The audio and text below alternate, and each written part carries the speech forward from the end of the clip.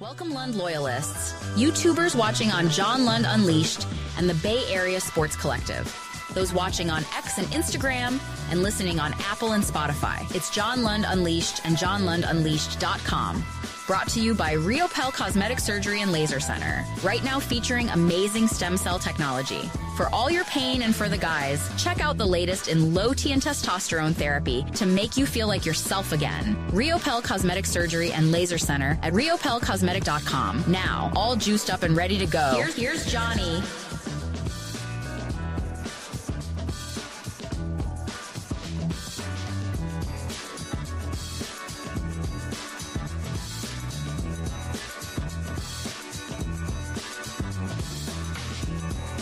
Good morning. Tuesday, I only know that because the trash trucks just came by. I forgot what day it is. Let me sit in this studio all day long. It's like, I don't know. The only day I know it's different is Saturday because it's 10 a.m. and Sunday because I sleep in a little bit. It is amazing to have you for episode 91 is what I meant to say. Episode 91. Man, we have a ton going on today. Bad loss for the Dubs last night in Denver. There's no other way to put it. Let me fix this mic. It's kind of popping on me.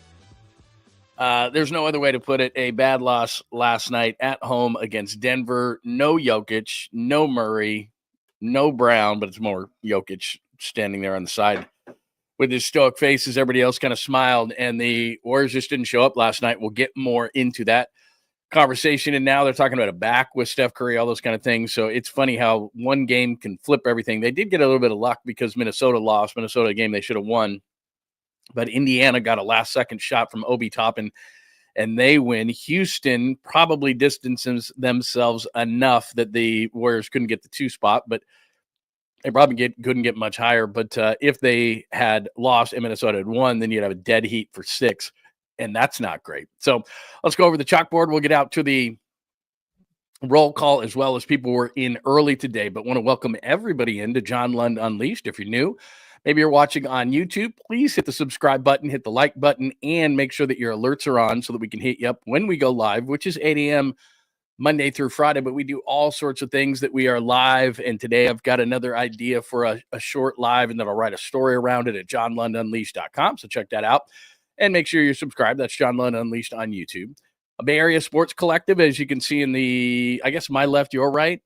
You have 2 QR codes there. One's to subscribe to my channel. One's to subscribe to Bay Area Sports Collective, which is me, Tom Tolbert, and Polly Mack, along with Creative Tony, former KNBR guys. And we've decided to start something called Bay Area Sports Collective, and we're starting to grow that thing. So please give us a subscribe, a like, etc. over there. It runs on both channels. Facebook, John Lund. Also, I will expand that out to John Lund Unleashed, but I'm haggling a little bit with Facebook, but whatever. Twitch and at John Lund Radio on X. Good morning to those watching on X. Much appreciated. And on Instagram as well, so you can take us with you. And, of course, you could be listening on Apple or Spotify and wherever you get your favorite podcast. So there's all that stuff that we have to promote. Episode 91, as I said, they lost to shorthanded Denver, a bad loss, and why. They did dodge a bullet. Paul George is out for the season, and that would have been no Jimmy Butler. Mock Mania, I tell you, as both this is going to blow up the internet, Mel Kiper and Daniel Jeremiah on the same day release a mock draft. So I don't know if the bandwidth of the internet can handle both of those things, but I think Mel's pick is the pick that you want of the 2 and not DJ's. We will discuss the Dre Denver story straight from Adam Schefter's mouth, and I have a theory on it, so we'll get into that conversation. I have a theory on everything.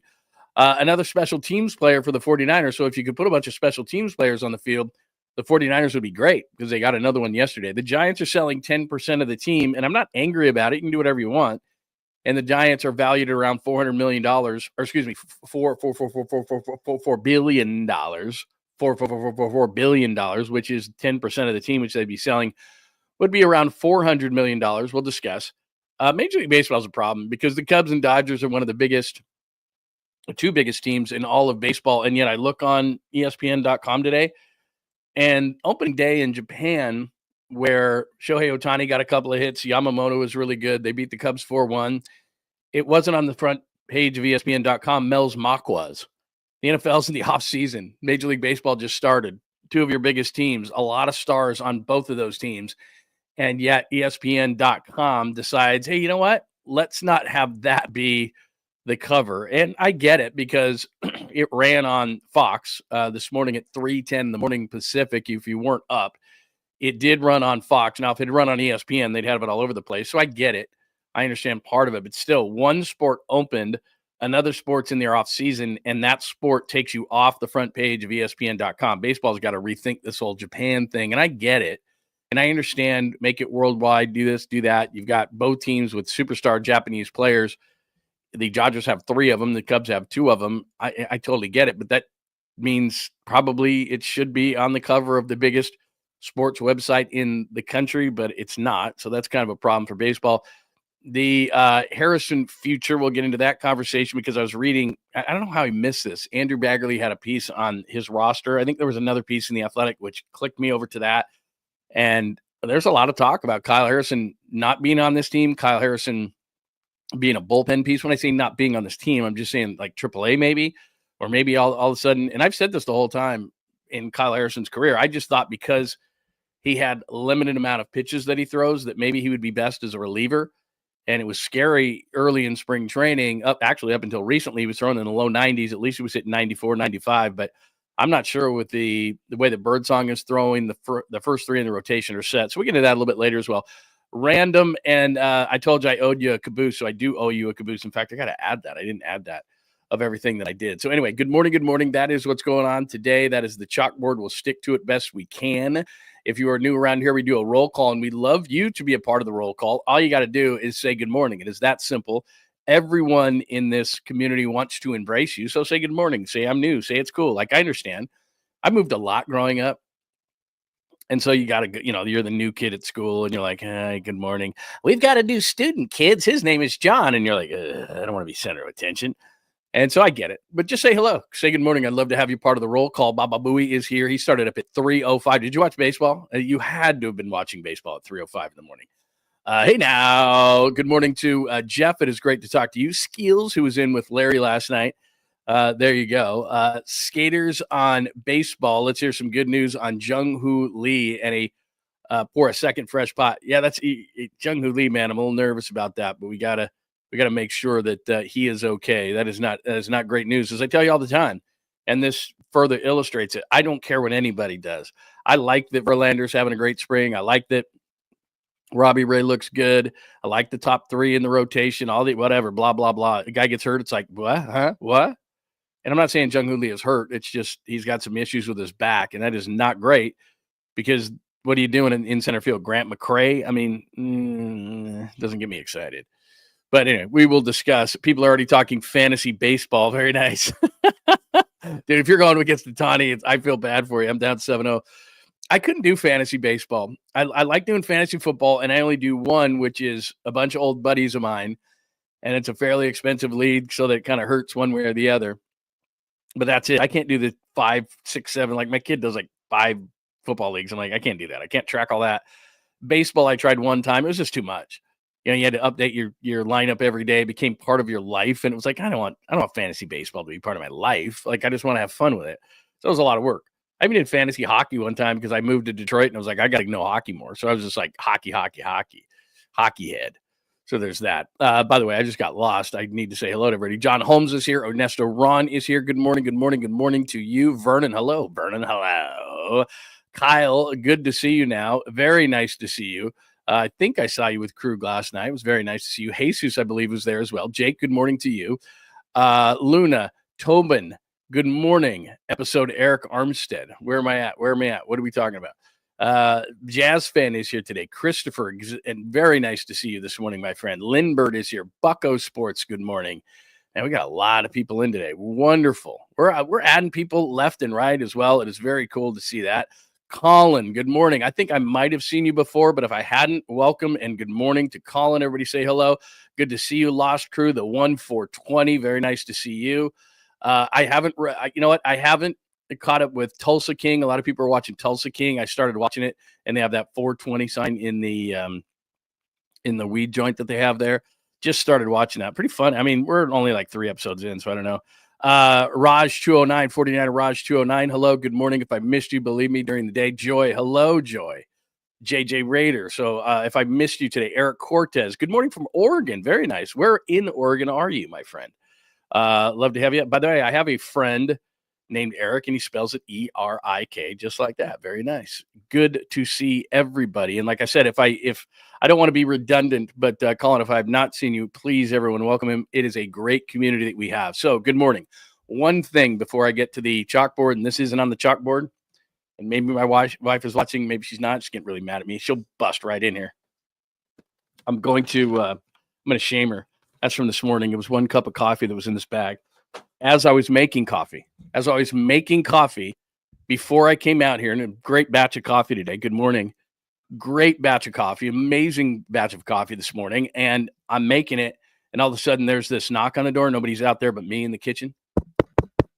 That's not very loud. That's not very good. I thought that was going to be better. But anyway, and then, they walk off, and my wife kind of comes out from the bedroom, and I look at her, and we both know what's going on. She's got coffee. And she's like, well, I didn't know if you're going to make coffee because yesterday, and I think I might have been running late yesterday. I don't know what the case may be, but 9 days out of 10, I'm going to make coffee. And she went Starbucks, which if it's delivered Starbucks too, you're probably looking at $10 for that cup of coffee. And I'm like, come on, man. So anyway, I'm shaming her. And if she doesn't come firing in here, then she's not watching. That's great. That's fine. But this thing, the greatness of this show versus radio, and then part of the negative is that this lives forever. We tell advertisers that, like, you advertise on radio. That's it, man. One advertisement, I do a read for you, it's over. This thing lives forever. People come back, they listen, they watch. Like, it lives forever. So if my wife comes back, she can go back to the beginning just like you can at any point if you miss anything. And she could get me, but I don't care. I'm shaming her. $10 for a cup of coffee. We got a coffee maker. In fact, we have a coffee maker, and then separately, because I bought this I've tried to buy her like 3 or 4 different coffee makers, and none of them suffice. This one's close, but this one has a coffee maker and a nice espresso machine, and I think it's operator error, but she absolutely thinks it's not. Disputes that notion. So what it can do is it does coffee, and then then it'll do a nice little espresso. And she is such a fiend for caffeine that she needs the coffee and the espresso, pours the espresso in the coffee, and then does all the stuff she does to the coffee. And she doesn't like the way the espresso maker works. So we have an other espresso maker, which we've had for a long time, and she pulls that thing down. So it's a whole deal to make her coffee, and she's got to have the espresso and the thing. It's just a whole deal. So I'd even pulled that thing down, like it was ready to go. I was ready to go. And then all of a sudden I look, and she's walking towards the door after the knock, and she's like giving me that look like, I know you busted me.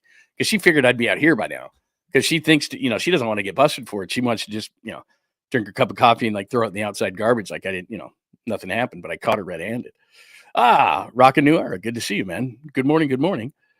Eastern Oregon. Okay. Across Walla, Washington, where Drew Bledsoe's from. Very familiar with it. For a short period of time, I lived in the Tri-Cities. My dad had a company there, and I am familiar with Eastern Oregon. I know about Walla Walla Sweet Onions. I know of Drew Bledsoe's winery. So, yes, I know exactly where you are. Absolutely, positively. Welcome. Eric Cortez with the K. So very cool. All right, let's get to everything. Dom Peralta, it is very nice to see you. Awesome. Very cool that we have everybody in here today. I do want to tell you this really, really quickly, as I always do. My good friend, Dr. Riopel, is the fine sponsor of the program today. Riopel Cosmetic Surgery and Laser Center. I told you this. In fact, I'm going over there today to Riopel. And I am having the stem cell. I'm not having that today, but the stem cell treatment is absolutely awesome.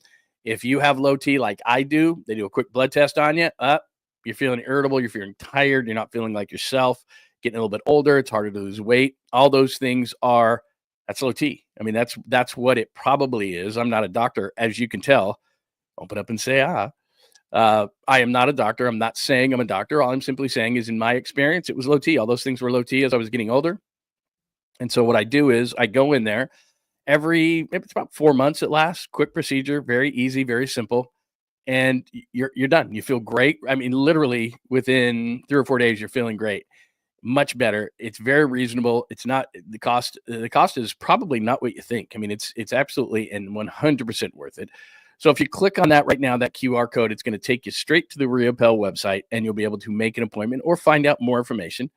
And as I've told you, my wife, she is doing stem cell. In fact, I'll let you tell you for herself how well the stem cell is working. Leaning Kern, and I recently did PRP stem cell with Dr. Riopel, and I am someone who's been in chronic pain for about 25 years. And he recently just did my left elbow and left shoulder. My shoulder is amazing. I'm down to 0 in pain. My left elbow's gone from about a 9 to a 2, and this has only been a month, so I'm extremely excited. I'm actually coming back to do my right foot next week. It's worked so well. So highly recommend him. Very precise and caring. So it's been great. All right. So there is my wife, Lainey, who, as I told you, ordered coffee this morning, one coffee, probably $10. But she's doing the stem cell, which is if you got the pain, and she's talking about her elbow, her shoulder, all sorts of different places. She's doing her foot next week, but all sorts of different places, and you'll feel amazing with the new stem cell. So check it out. Riopel right there. If you hit that QR code, you can make an appointment. And of course, they do all the things that you would expect out of a cosmetic surgery surgeon and laser center. They are a company that we have worked with, my wife and I, for years. And so we really trust them. And that's the big thing with that type of a situation, is not only what I just talked about, but all the different things that they can do for you to make you feel better, look better. Riopel Cosmetic Surgery and Laser Center. Check out my friends as the fine sponsor of the program. All right, let's talk about the Warriors. Let's lead Warriors, just because as I popped that up there last night. And by the way, in that right-hand corner, if you did not know that, your left, my right, however you're watching the show, that's Jed. And Jed York brought his kids to the Warriors game. I do wonder, as I see that picture in the right-hand corner, what the reaction was, because people are always, we're venomous behind people's backs. Like, Fiverr's out of here. Fiverr was probably real nice to him. Shook his hand and said hello and were nice to his kids. I mean, you're not going to do that in front of his kids, right? Like scream and yell at him. Probably not.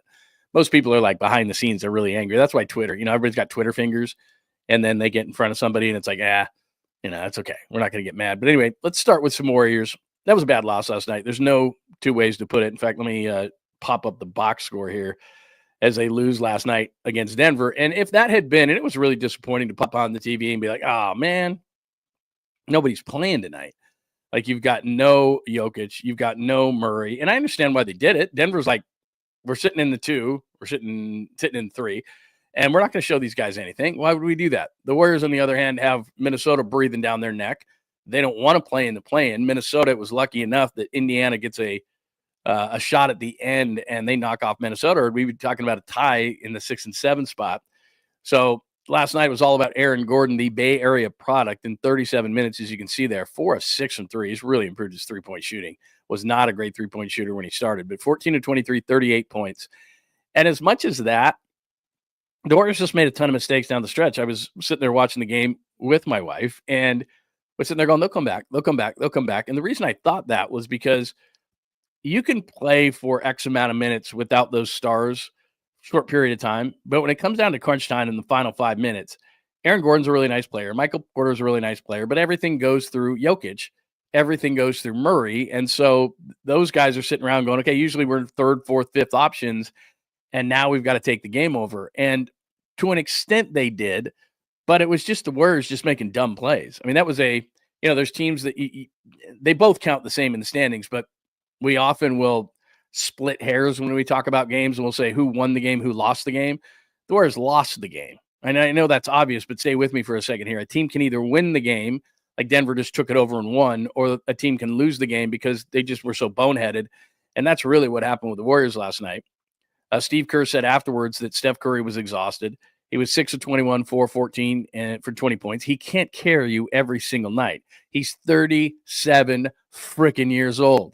So as we come in here some days and say, oh my God, what he's doing at 37, it's still amazing when he has a night like that, but you can't ask him to carry you every single night.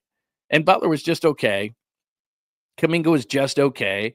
Nobody else really stepped up huge, as you can see there. I mean, 18, you don't often see that from GP2, but so he stepped up 8 of 10, hit a couple of threes, which was nice, not usual for him. So he stepped up for 18, but they didn't get a ton of help. Kuminga just okay. Jimmy Butler at times, took over the game a bit. But if I'm going to call Jimmy Butler a superstar, which I have, and Steve Kerr has since he's been a member of the Warriors, then and Jimmy Butler did say this after the game, that we got to protect Steph and he can't carry us all the time. But if you're Jimmy Butler and you see that Steph is struggling on a given night, And you can't lose that game to Denver without Jokic and Murray. And I know Brown didn't play, but really it's Jokic and Murray. And Jokic is on the side there, as stoic as he always is. But then Jimmy Butler's got to do what Aaron Gordon did for Denver. He's got to go off for like his 33, 35, whatever, and say, okay, I get it. Steph doesn't have it tonight. I got to step up, and 23 is a normal game for Jimmy, but he needs to look at the situation and say, okay, I got to get to the free throw line a few more times. And that's really the two places where the game was won. Very simple. And it's not usually this simple, but Denver, especially at times, was just hitting the three ball. So 14-8 goes 6 times 3. So they were +6 in the threes, but times that by 3, and that's 18 points. And then you go to free throws. The Warriors inexplicably were 15 of 27 from the free throw line. Jimmy just 6 of 10. Kuminga just hit 5 of 8. So they missed a bunch of free throws and a bunch of free opportunities. 15 of 27 from the free throw line for a nice 55.6%. So if you look at those two things, missing 12 free throws, -6 on three-pointers, which is 18 total points. And I think it's one of those things, too, where you go onto the court and you say, oh, okay, no Jokic, no Murray, we got this. They're human beings, and so it's a mental game that they're playing. So that's essentially what happened last night. They lose 114-105, and it's a big loss because you know what's coming. I'm obsessed with the bracket. You know that. I'm obsessed with the every day checking the bracket and checking the standing. So I did that, of course, as I always do. So there's your bracket. That hasn't changed. So they are still the 6-3 versus the Nuggets. And what is that, 9 in a row for the Nuggets? If there's one team you don't want to see in the first round of the NBA playoffs that can end this thing quickly, we love Jimmy, and look at Steph at 37, and Kuminga's coming back. Oh, no. They look great. Oh, it's Denver. Like, that's going to short circuit your season. They're not going to beat Denver in the first round. I mean, I'm saying that after a game in which Murray and Jokic didn't play on your home court. So I'm not going out on much of a limb here, but it's 9 in a row. And what I'm talking about mentally is where the Lakers are, say, in that 4-5 matchup against the Grizzlies. That's a young team. They have the mental advantage in that game. Maybe against Oklahoma City, they have the mental advantage because they've won championships. Luka's been to finals. LeBron's obviously won titles. They've got that mental edge over those young teams. Denver right now doesn't believe they're going to lose to the Warriors in any way, shape, or form on any court, no matter who's playing and who isn't. That's why it was big. And I said yesterday, there is no mental warfare in these games in the regular season. Well, if you go into another team's building without Jokic, without Murray, and you come out with a 9-point win, your confidence is skyrocketing, and you've won 9 in a row. And the Warriors had everybody. Well, they didn't have Podziemski, but still, you got to win that game. And I think, like me and like you, they were kind of just sitting there going, okay, who's going to step up? Let's go. We're within 6 here. They had been going uphill the entire game. But when they pulled it to double digits and started rocking, and Steph never just got into one of those things where he'd hit 2 or 3 in a row, and all of a sudden it was like, because I kept telling my wife within 6, I'm like, that's 2 Steph threes. That's a Steph 3, a stop, and a Steph 3, and the game's tied, and the place is going to be going bananas, and they don't have anybody to look to, and Jokic and Murray aren't out there. And so, they're going to win the game, and they just kept making dumb move after dumb play after dumb move after dumb play, and they lost the game more than Denver won the game. Again, it's semantics on splitting hairs, but my God. That's a game you have to have last night, especially given the fact that Minnesota lost, and you could have distanced yourself 2 in the loss column from Minnesota with now 14 games to play. And if we go from the bracket, which I love so much, to the standings, you can see here with Houston was down 25 to Philadelphia, and they end up winning that game. So they're still at 25. Now you're 4 back with 14 to Houston. Again, you could do it, but it's going to be really difficult. The Grizzlies lose, so you could have gotten a little bit of space up on them, but you don't. So now you're still 3 back instead of 2 back. The Lakers and Nuggets still at 25 losses, and then you sit there with the Timberwolves, and you get lucky because the Timberwolves lose last night in the game they should have won, and you should actually be tied in the loss column with them. And if they had won, they'd have been 41-29, so they'd have been ahead of you. So that's a problem. It's a major problem that the Warriors lose last night in a game in which Jokic and Murray don't play. And for a veteran team, because this is the only way that I can describe it, for a veteran team to walk into their own building, not see that Jokic and Murray are out at this point of the season and say, and kind of let down, which is what they did, just let down last night, is inexplicable to me. And I understand it because I heard Steve Kerr in the postgame, and I get it. Steph's hurt, Steph's back, he's exhausted. and I'm sorry to get off my lawn guy, but that was just never an excuse.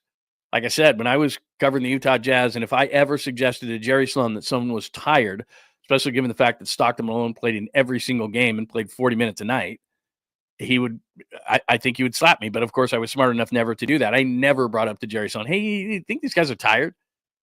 Like, I'd heard people do that to him after practices. And do you think Stockton Malone are tired? We're 75 games into the season. Are they tired? Or we're in the playoffs. Are they tired? He would look at you like you were an alien and you just came out from left field. It was like, what does that matter? What does it matter if they're tired? This is what they get paid to do. And that's the whole point of the gauntlet is, can you play X amount of games, X amount of minutes, and then play through the playoffs? But what the league has been doing is, we're going to pull guys back. And what Denver did last night was very simple, what they did. And people have talked about like Dallas getting fined. Look, the Denver didn't want to show the Warriors anything. They're looking at the matchup going, okay, we're 3-6. We're fine where we're sitting. Denver's like, we're fine where we're sitting. If we go down to 5, if we go whatever, we're fine. We're the Denver Nuggets. We have a lot of confidence. We're fine. So we're not going to play Jokic. We're not going to play Murray just in case we see the Warriors in the playoffs. Whereas the Warriors are sitting at the 6 going, we got to play everybody that we can because we got to stay out of the 7 in Minnesota. So not only did they accomplish not showing the Warriors anything, which the Warriors know, but still they don't want to show them this close to the playoffs anything.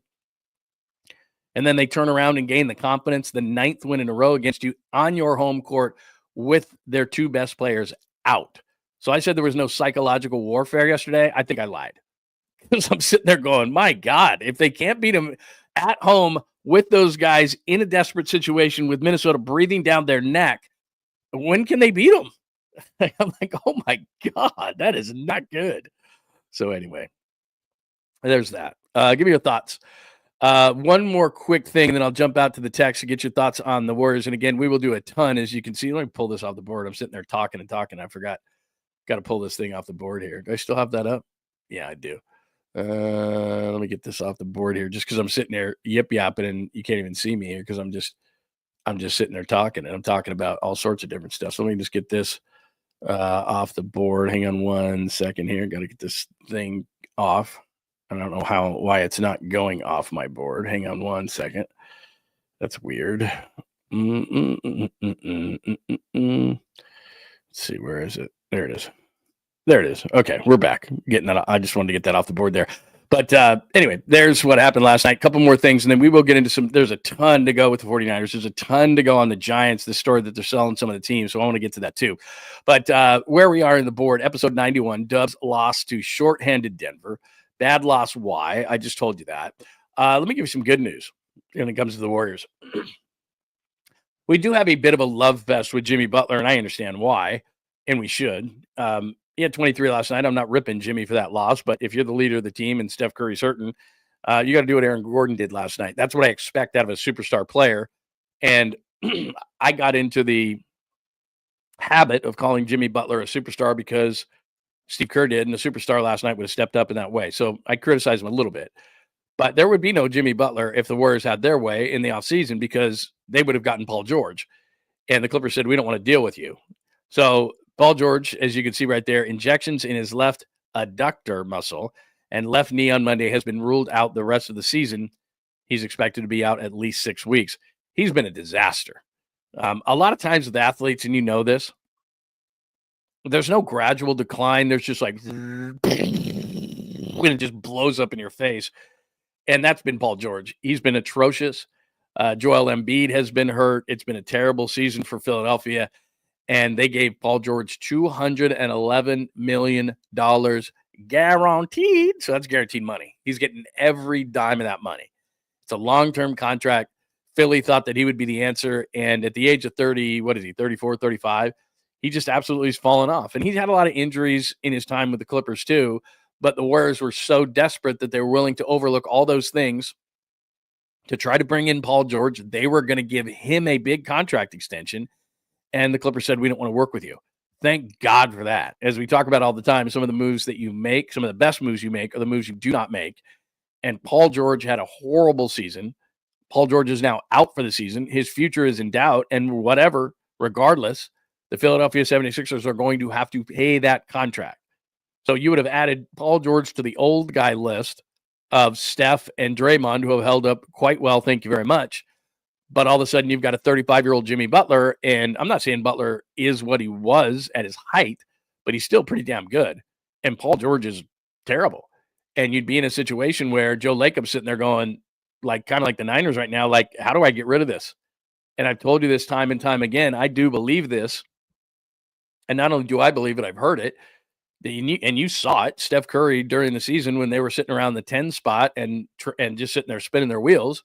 Steph was like, I don't want to be on a mediocre team. I don't, this and that. And he was upset. And you never see Steph upset. He's always got a smile on his face. I believe Steph Curry was going to ask for a trade in the offseason. He was going to be diplomatic as you could be, but he wasn't going to be on a team that was going to be treading water at 10. And had they signed Paul George, that's exactly what they would do. So the difference between the Warriors being a contender potentially in the next couple of years with Jimmy Butler aboard, and this Kuminga thing is really interesting. I saw something on Kuminga this morning that I want to get into for a minute too. But all of a sudden, despite last night, and it was a bad loss, there's no question, but it doesn't alter to me the trajectory of what I think the team can be, which is a title contender. And I've said this, so 2 days later, I'm not going to say they're not a title contender because they lost at home to Denver without Jokic and Murray, which is a terrible loss. But I'm not going to sit there and change like the wind on that. But for the next 2 years, this barring injury, and Steph's got a back issue right now, apparently, but barring injury, this team could contend the next couple of years. Paul George is on your team. You're trading Steph Curry in the offseason. You're probably trading Draymond Green in the offseason because why do you need a championship glue piece like him if you're not going to win a championship or be in contention? And he would probably want out. So Steph's out, Dre's out, Paul George is sitting around limping, and you're forced to sign Jonathan Kuminga, even if maybe you want to, maybe you don't, but you're probably forced to sign Jonathan Kuminga as a building block, which he would be misplaced to be, but for $200+ million, and that's your team moving forward. That on one decision. And thank you, Steve Ballmer, or whomever made that decision for the Clippers. We don't want to work with the Warriors. We ain't doing that. All right. Send them to Philadelphia. Whoo! Crisis averted. Bullet. You just barely missed it. Because if you had Paul George right now, oh my God, this would be totally different. I mean, that's how big of a deal it would be. Steph would likely be gone in the offseason. Dre would likely be gone in the offseason. They blow this whole thing up. 10 years from now, we'd have a last dance kind of a thing, and we'd learn everything. But they get Jimmy Butler, they give him the extension, and sometimes it's just luck. That's not skill. The Warriors' first choice was not Jimmy Butler. In fact, Jimmy Butler was their choice. Not in the offseason, it wasn't even a discussion point. It was all about Paul George or Lauri Markkanen, who hasn't had a good year in Utah.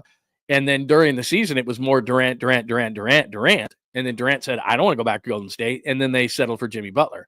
So Jimmy Butler was their second choice at least during the season. And he wasn't even a discussion point in the offseason. It was Paul George. And in both situations, I'm not saying you ended up with a better player in terms of Durant versus Butler, but he certainly fit in. And until they have some adversity, and this is a minor bit of adversity, I would say this: if they lose tonight, if Steph can't play tonight, which is highly unlikely he will now, if Steph doesn't play tonight because they just said he has a back issue and he's exhausted, so I would expect he wouldn't play tonight. So if they lose to the Bucks after losing to the Nuggets, and let's say they fall into that 7 spot, then you're going to start seeing something because that's adversity.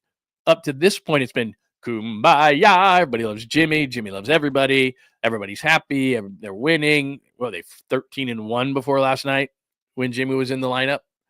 So yeah, it's an issue. All of a sudden, there's adversity. How do you handle adversity with Jimmy Butler? Because he's smiling. He's this nice guy. Well, there's Miami Jimmy is in there somewhere, and I don't mean the Miami Jimmy that led them to the NBA Finals. I'm talking Miami Jimmy who acted like a child to get traded out of Miami. Like, that guy's in there. And I'm not being negative. I'm just simply saying that when they hit adversity, what's Jimmy going to be like? Because Jimmy Miami wasn't great at the end. Now, I give him the benefit of the doubt. He looks good so far. But anyway, that's where we are. So Paul George, and I'm going to get into mock mania in a minute, and the Niners and everything else. So Dubs lose to shorthanded Denver. Bad loss, I told you why.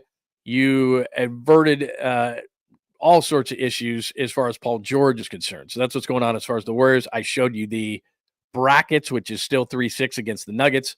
I showed you standings. Because Minnesota lost last night to Indiana, they're not in the 7-0. Anybody want to discuss Warriors before I move on to a lot of Niners stuff? So what's the bad news? No, the thing is, the news really isn't bad. I mean, it's a bad loss last night, but it's not like in the NFL where you have 17 of these things, and when you lose a game like that, it can cost you your season. Literally, one game near the end of the season like that can cost you your season. They're fine. Even if they lose tonight to Milwaukee, they're fine. They just need to get themselves into the 6th spot. But there's no way around it last night, and I can't sugarcoat it in any way, shape, or form. That's a bad loss. Jokic is over there in street clothes. I don't think Murray was even in the building.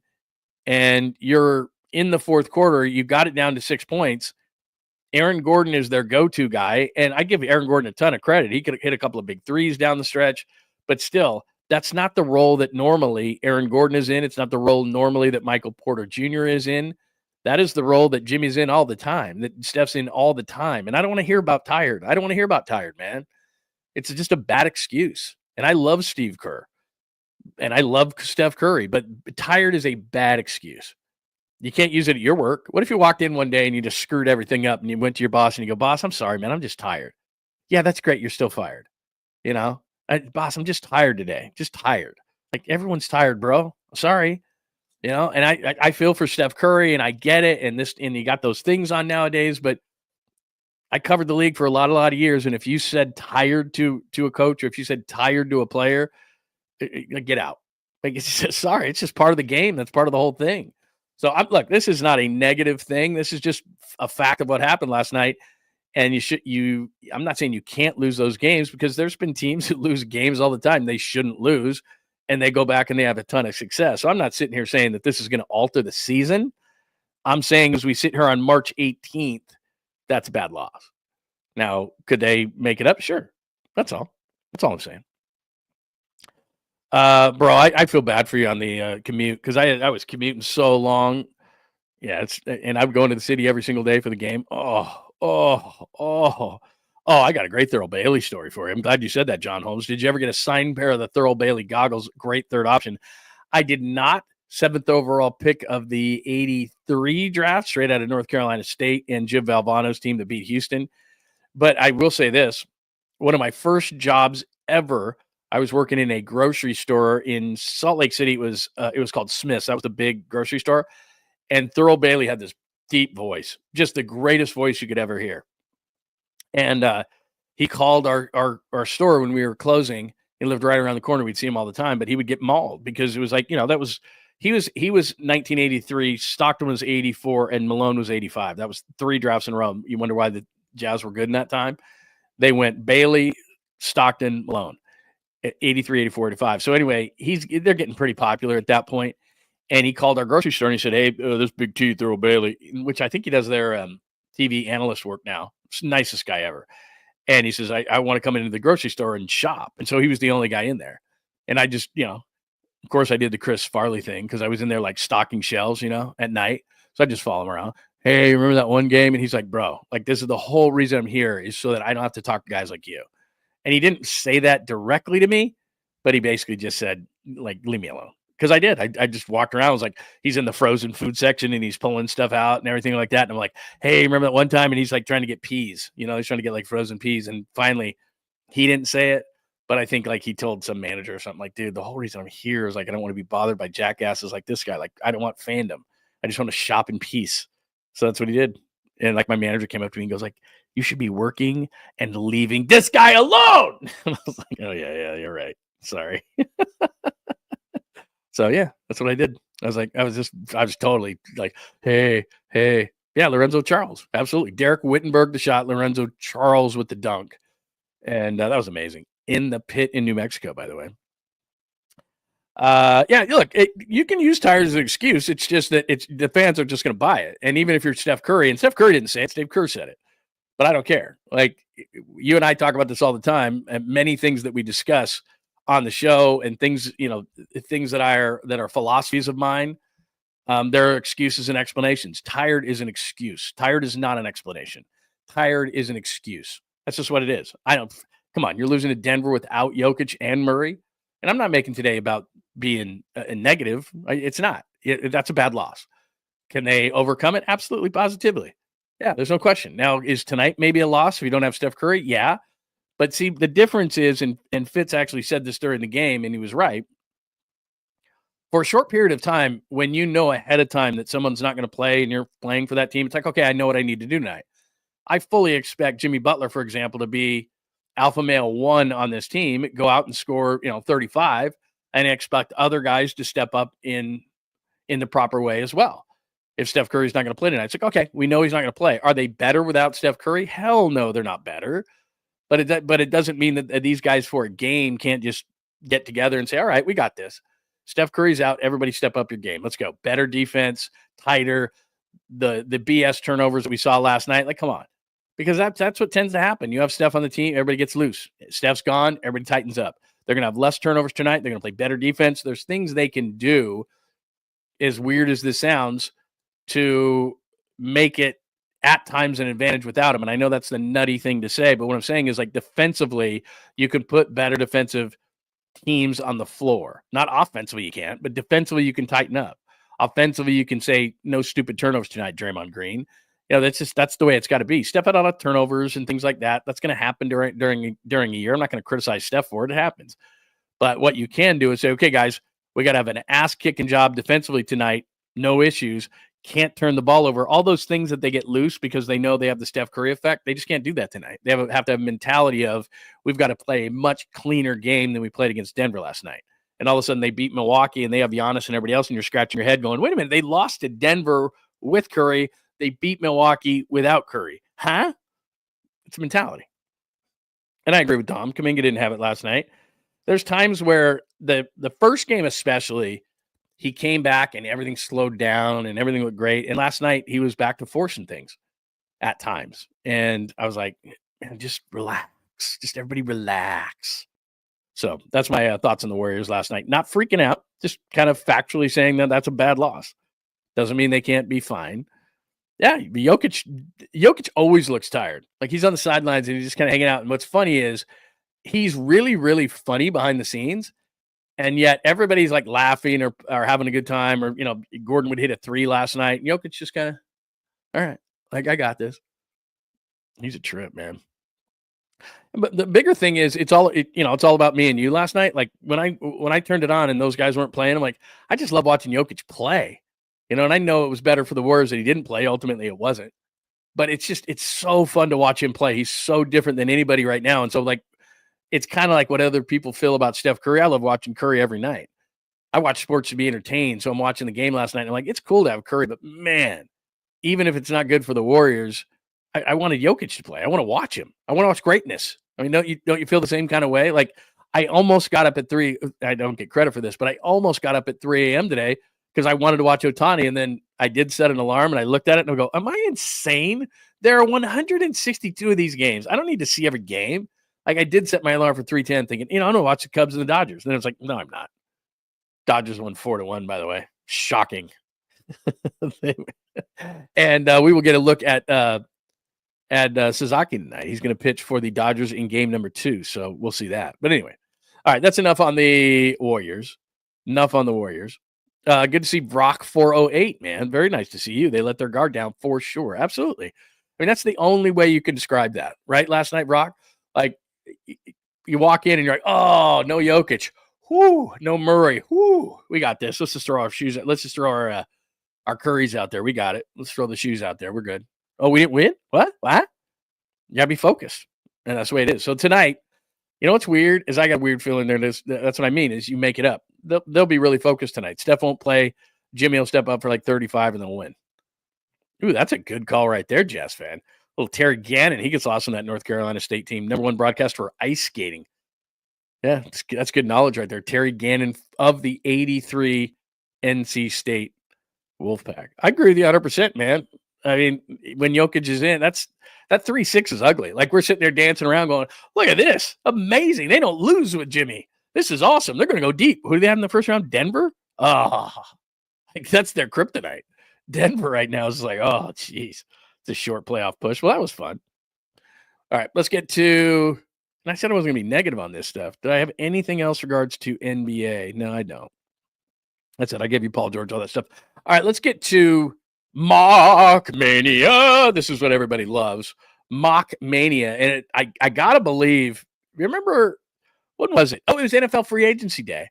when X went down, and I don't know what the explanation for X. I thought maybe X would go down today because Mel Kiper's mock and Daniel Jeremiah's mock dropped on the same day. So clearly that's some sort of thing.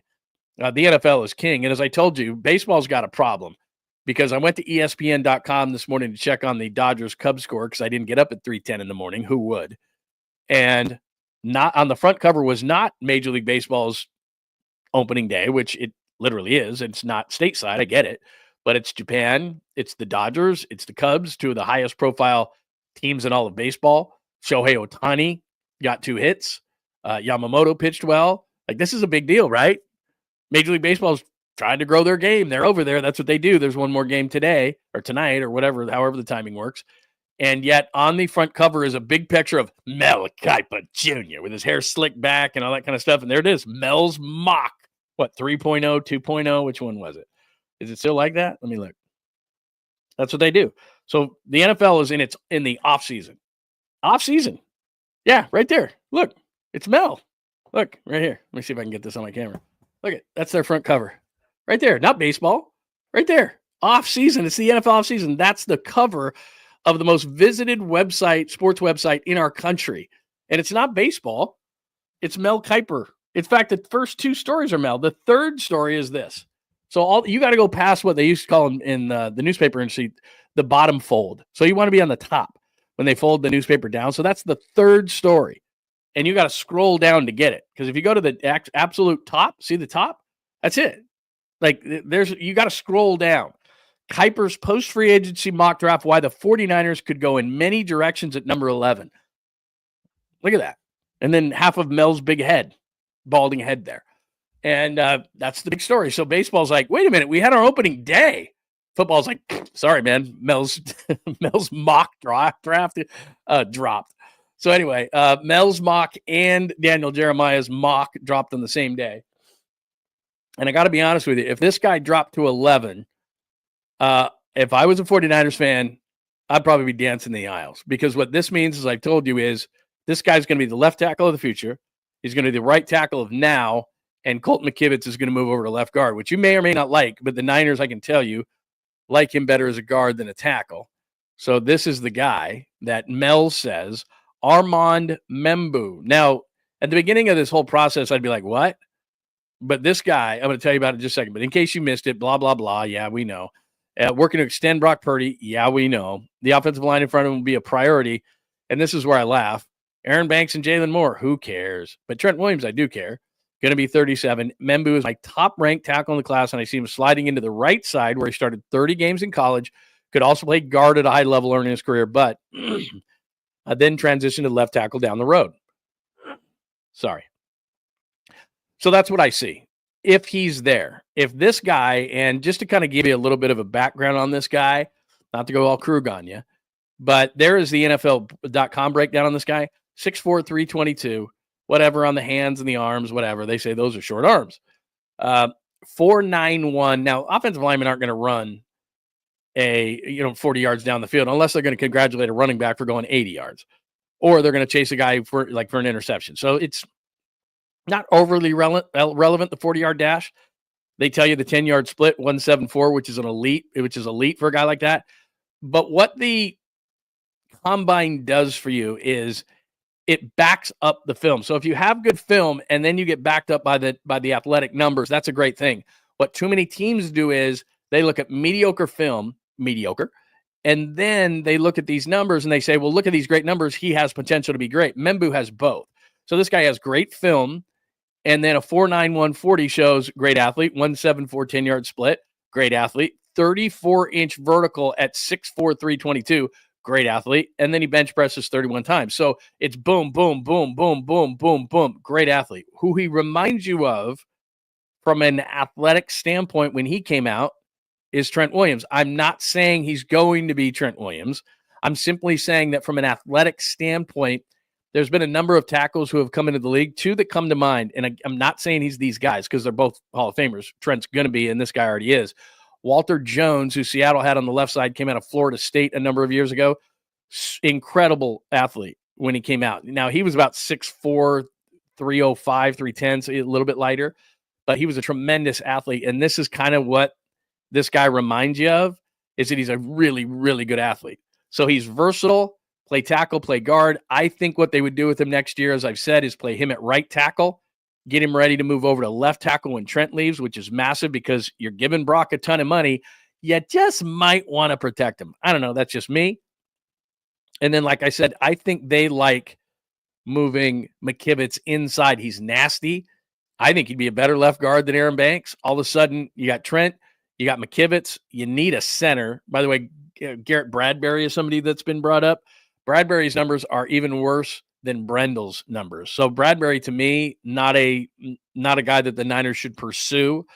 The Niners aren't pursuing anybody but special teams players anyway, which we'll get into in a second. I've heard Seattle with his name, which is fine with me. He doesn't have good numbers at all. This Bradbury guy, he was a disappointment in Minnesota as a second-round pick. So don't love it. Don't love him. So if you're thinking that.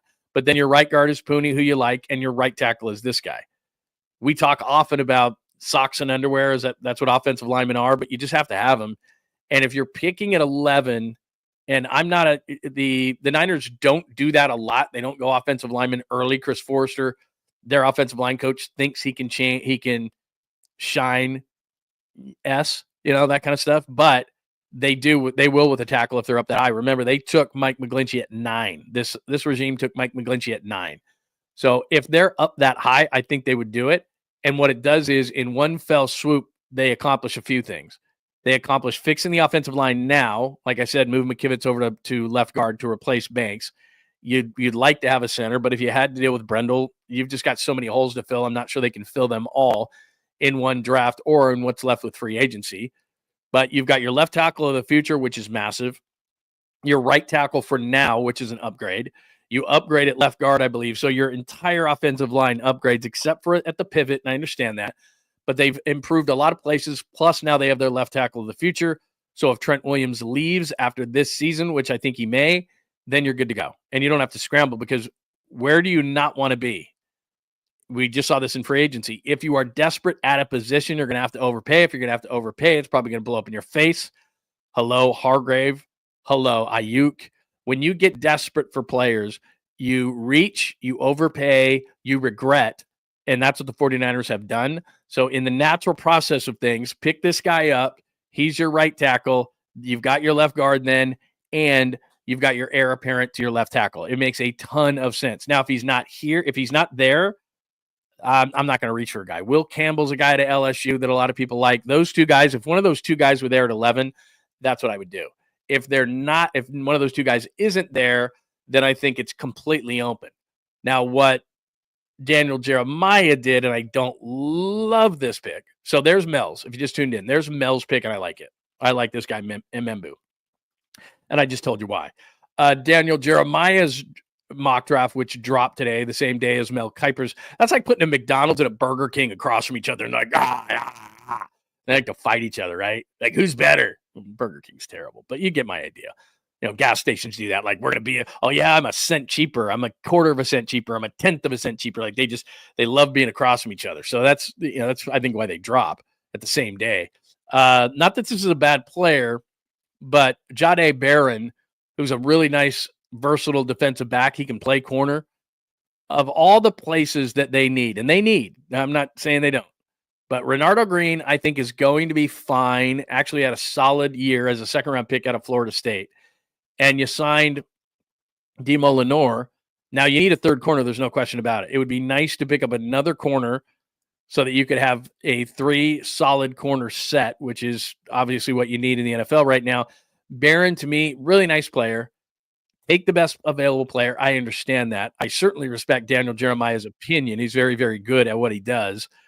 But corner's I don't want to call it a luxury need, but it almost is, because I want everything close to the line of scrimmage. Defensive tackle, edge rusher, offensive tackle, offensive guard. I'm not saying offensive guard at 11, but I want them to rework the trenches. And I like this guy, Barron. He's a big playmaker. I like him a lot, but I don't know that that's as pressing of a need. Now, if they think that's just the best player and we're sitting here saying that's the best player, that's fine. But as he says here, one of the most consistent players on tape among prospects in this year's class, and he can take the ball away. He'll be able to match up against some of the talented slot receivers in the division. they've got a slot in Dima Lenore. So is that redundant? What does he do? Because he's played safety, he's played slot, he's played outside, he's played everywhere, actually. And that's a nice chess piece to have. And maybe that's who they end up taking because they think he's the best player. I'm just saying I'd be much more excited if they went Mel's mock way and got a big piece of beef who can be the right tackle, move a guy to left guard, and be the heir apparent of left tackle. That, to me, sounds a lot better. And I think you can get a guy, another corner. They got Renardo Green in the second round. They got Dima Lenore in the fifth round. Not saying that finding corners is easy, but the Niners seem to be able to have a knack for finding those type of players. And also, I think given, let's say that they need a guy for 1 year, Renardo Green needs to mature a little bit more. I think still, the way free agency works and guys are going to be released, I think you can find one of the guys still. As crazy as that sounds, I don't know you have to draft them because as we look at the draft and we're starting to look at this whole thing, D tackle, edge, offensive tackle, offensive guard, would be nice to have another corner, nice to have a free safety. You just put yourself in a position by trading Jordan Mason that you probably need another running back. Brandon Ayuk's not going to be available, and I know you got Demarcus Robinson, but at some point, probably in the mid-rounds, you got to go receiver. There's only 11 of these picks, and they keep going, we'll just draft that guy. We'll draft that guy. We'll draft this position. We'll draft that position. It's like, they almost need every position. So anyway, there's the mocks. Give me your thoughts on the mocks because everybody loves to talk about the mock drafts. It blows up the internet. And I've told you this before. I'd love to not click on a mock draft. I would love it just to go buy it. And it doesn't even matter whose it is. My neighbor who's 8 years old does a mock draft. I got to click on it. Ugh, like crack. Like, I don't know what it is. Like those two were fine. And then I was looking this morning because in a second, I'll give you an update on what's going on with the 49ers. They signed another special teams player yesterday. It seems like all they're doing is signing special teams player, but the kicker remains. I digress. But it's like special teams. We'll get into that in just a second. But those are the mocks. But I was looking there on Pro Football Focus, and they had a mock from somebody I had never heard of this morning. And I had already consumed Mel's mock and DJ's mock, and I still had to click on that mock. And I'm like, I don't even know who this guy is. And I don't even remember who he picked for the Niners, but I was like, well, it's a mock. I have to click on it clearly. What's wrong with me? Something is definitely wrong with me. So this is what's the update on the Niners. And I'm not going to get negative on this whole thing because I told you this. The guys they released, we've been through this, you and I, but let's just do it again. Debo, to me, washed. Jordan Mason, not happy. Kyle Juszczyk, I wrote a piece at johnlundunleashed.com. I know why they brought him back, but it's not for the right reasons. Hargrave, I have no issue with. Collins stunk last year. Floyd stunk last year. Pepper, I don't know enough about the long snapper. All right, you brought in another one. Fine. It's not the guys they lost, and we can go through the bigger names, other than Dre Greenlaw, which I'm going to get to in a second because Adam Schefter had something to say in Denver yesterday. But, Hufanga hasn't been good since 22. Mitchell hasn't been good since 21, 22 when he had 963 yards. He's been largely irrelevant. A lot of big names walked out of the building. I have no issue with most of them outside of Greenlaw, which, like I said, I'll get into in a minute. If you want to sign Luke Farrell, who's a blocking tight end only, again, johnlundunleashed.com, you can look at that, who had 12 catches last year for 67 yards and is yet to score a touchdown in his career going into his fifth year. He is a blocker. I have no issue with that, but he was supposed to replace Kyle Juszczyk, which is not happening. Demarcus Robinson, I get it. Mac Jones, I get it. Weeks, okay, whatever.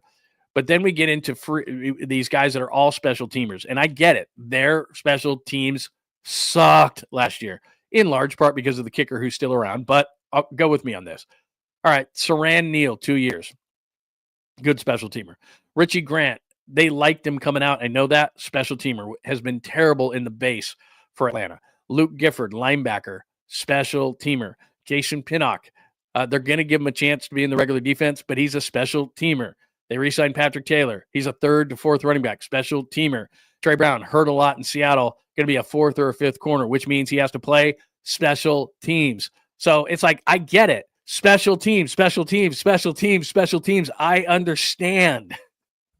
But every single day, it's another special teamer. And the guy who really needs to replace, who screwed up special teams the worst last year, is your kicker, and he remains. And hopefully there'll be some competition for him in training camp. But anyway, that's a lot of special teamers. That's all I'm saying. A lot of special teamers. Weeks, Neal, Grant, Gifford, Pinnock. Like I said, Taylor, if he makes the team, is a fourth or a fifth back, so he's going to have to play teams. Trey Brown's a fourth corner. He's going to have, maybe, if he's healthy, which he never is, he's going to have to play special teams. So it's not so much the guys they lost. I've told you that time and time and time again. A lot of names there, not a lot of production. But as far as the guys they're replacing him with, we have enough special teamers. The Niners have enough special teamers. Can we just say no more special teamers? Like that's, I don't know how many you need, but that's enough. Like that's enough. Because like Luke Farrell's a blocking third tight end type. He's going to play special teams too. DeMarcus Robinson, when Ayuk comes back, he's going to be like a fourth or a fifth wide receiver. Those guys have to play special teams. Like you have special teams. The only guy they've signed who's not going to play any special teams is like Mac Jones. I don't think Mac Jones is playing special teams. Outside of that, every guy they've signed is probably going to play special teams in some way, shape, or form. So if you wanted special teams in the offseason and you were screaming about bad coverage, which there was, your prayers have been answered. The special teams capital of the world are the 49ers. All right, let's move on to this. Yesterday, Adam Schefter, and Adam used to cover the Broncos years and years ago for the Broncos, so he probably has a special place in his heart for the Denver Broncos. He goes on and throws a little nugget here that the Niners, even when Dre Greenlaw, it was announced, and remember, when the heavy petting started, what are we on, Tuesday? So Monday, basically, everything was done. But when the heavy petting started a week ago and they couldn't put pen to paper, the key term was agreed to terms. So on Monday, teams agreed to terms. On Tuesday, a week ago, teams agreed to terms. And then finally, they could take the feather pen on Wednesday and actually sign the contract. So until then, apparently the 49ers were trying to sway Dre Greenlaw to come back to the 49ers, even though he had a verbal agreement with the Broncos. Here's what Adam Schefter said yesterday on a radio show / YouTube show, but this was actually a radio show in Denver. We're trying to get back Dre Greenlaw, even after Denver had an agreement done with him. They were pushing to get that done, and they were trying to flip his decision in this world that we live in, where people commit and there are agreements, and the Niners tried to flip Dre Greenlaw back to San Francisco. And I think they were pretty persuasive, but not persuasive enough. And I think Dre Greenlaw stood his ground and kind of stayed with Denver. And Hufanga, when he's been healthy, has been unbelievable. Absolutely. And that's not accurate.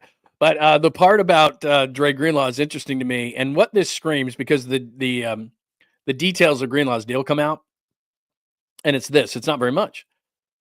Well, relatively speaking, for you and I, we'd be like, oh, my God, what? But Dre Greenlaw's Bronco contract, that spot rack, 3 years, 31.5. But as these contracts are often, actually always are, funny money, monopoly money, agents go 3 and 31. Look what I got him. Actually, you didn't. You got him 11.5 guaranteed, which is the first year salary. So it's a 1 year, as you can see right there in the bullet point, the bottom bullet point, 1 year, 11.5 practical. Next March, they owe him $2 million, which they probably won't pay. So they're going to owe him a 5.8, 11.1, 13.1, but the contract is only guaranteed at 11.5 for 1 year. So you're telling me that you couldn't bring back Dre Greenlaw for 1 year and 11.5 practically. You couldn't give him that exact same or even above that, because at that point, if he had agreed verbally to 3 and 31.5 with 11.5 guaranteed, $2 million next March, blah, blah, blah, the Niners would conceptually have to top that, and by a fair amount. What that screams to me very simply is, because I know this, Dre wanted to come back. He's pretty transparent. He wanted to play next to Fred Warner. Robert Saleh was coming in. He likes Robert Saleh. He has a good relationship in the building with everybody. Dre Greenlaw does. It's not like he was screaming to get out of here. It's not like Denver's home. He's not from there. What he did was, though, from what I understand, was the first offer was so low and bad that it left a sour taste in he and his agent's mouth. And they were like, sorry. And it goes back to something I said at the beginning of this whole thing was the night before free agency, there were 3 linebackers that agreed to terms. Ernest Jones, Jamie Sherwood, and Nick Bolton. And it was more than the 49ers wanted to pay. It was $12 to $15 million with those guys on 3-year contracts, much bigger guarantees than what Dre Greenlaw got.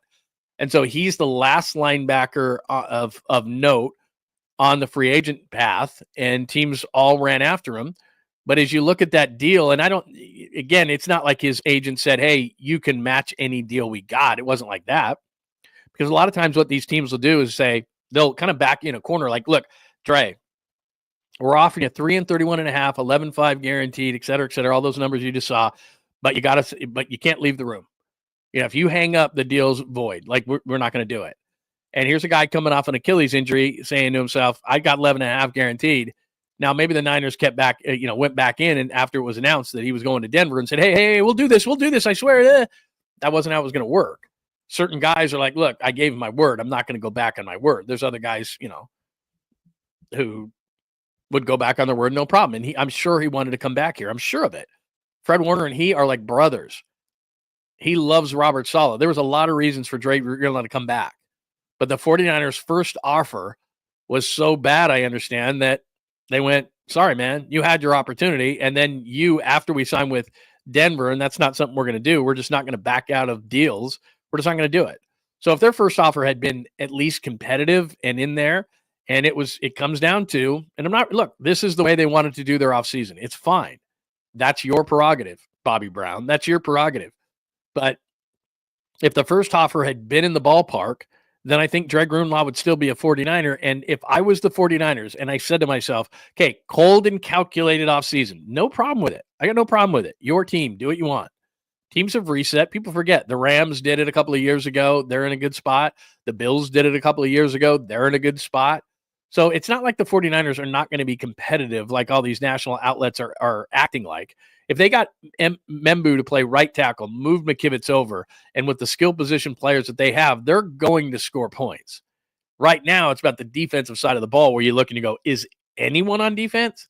Oh, there's Fred Warner and Nick Bosa. Okay, Lenore's there. What else? They lost a lot. And if they had Dre Greenlaw, which should have been I think they should have gotten in the room ahead of time and said, look, we're going to trade Debo, no problem. We're going to lose Hufanga. We get it. We're going to cut Leonard Floyd. Okay. Or, all these other things. Malik Collins. Just go back and look at the numbers on any of those guys. They're either injured or ineffective or both. I have no issue with losing any of those guys. But Dre Greenlaw, you had no replacement on the roster. Great friends with Fred Warner. Robert Saleh wanted the guy okay, there's one expenditure. We're going to make one exception in the offseason. We're going to sign 18 special teams guy. But as far as the base defense, our starting 22, we're going to make one exception to the rule, which is going to be we're going to keep Dre Greenlaw. And they're going to extend Kittle, and they're going to re-sign Brock Purdy. But we're going to make one free agent splash that we absolutely have to keep as we look at this roster is Dre Greenlaw. And I get it. He's coming off an Achilles. That is not nothing. That is not nothing. And maybe the medicals screamed at them, no. Maybe they did. And maybe I'm 100% wrong because I don't know the medicals. I'll give you that. I do not know the medicals. But if Denver was willing to do what they did, and it's only 1 and 11.5. So even if the medicals are bad, okay, I get it, Jed. You're going to eat 11.5 this year, or even let's say you had to go higher, you're going to eat 13.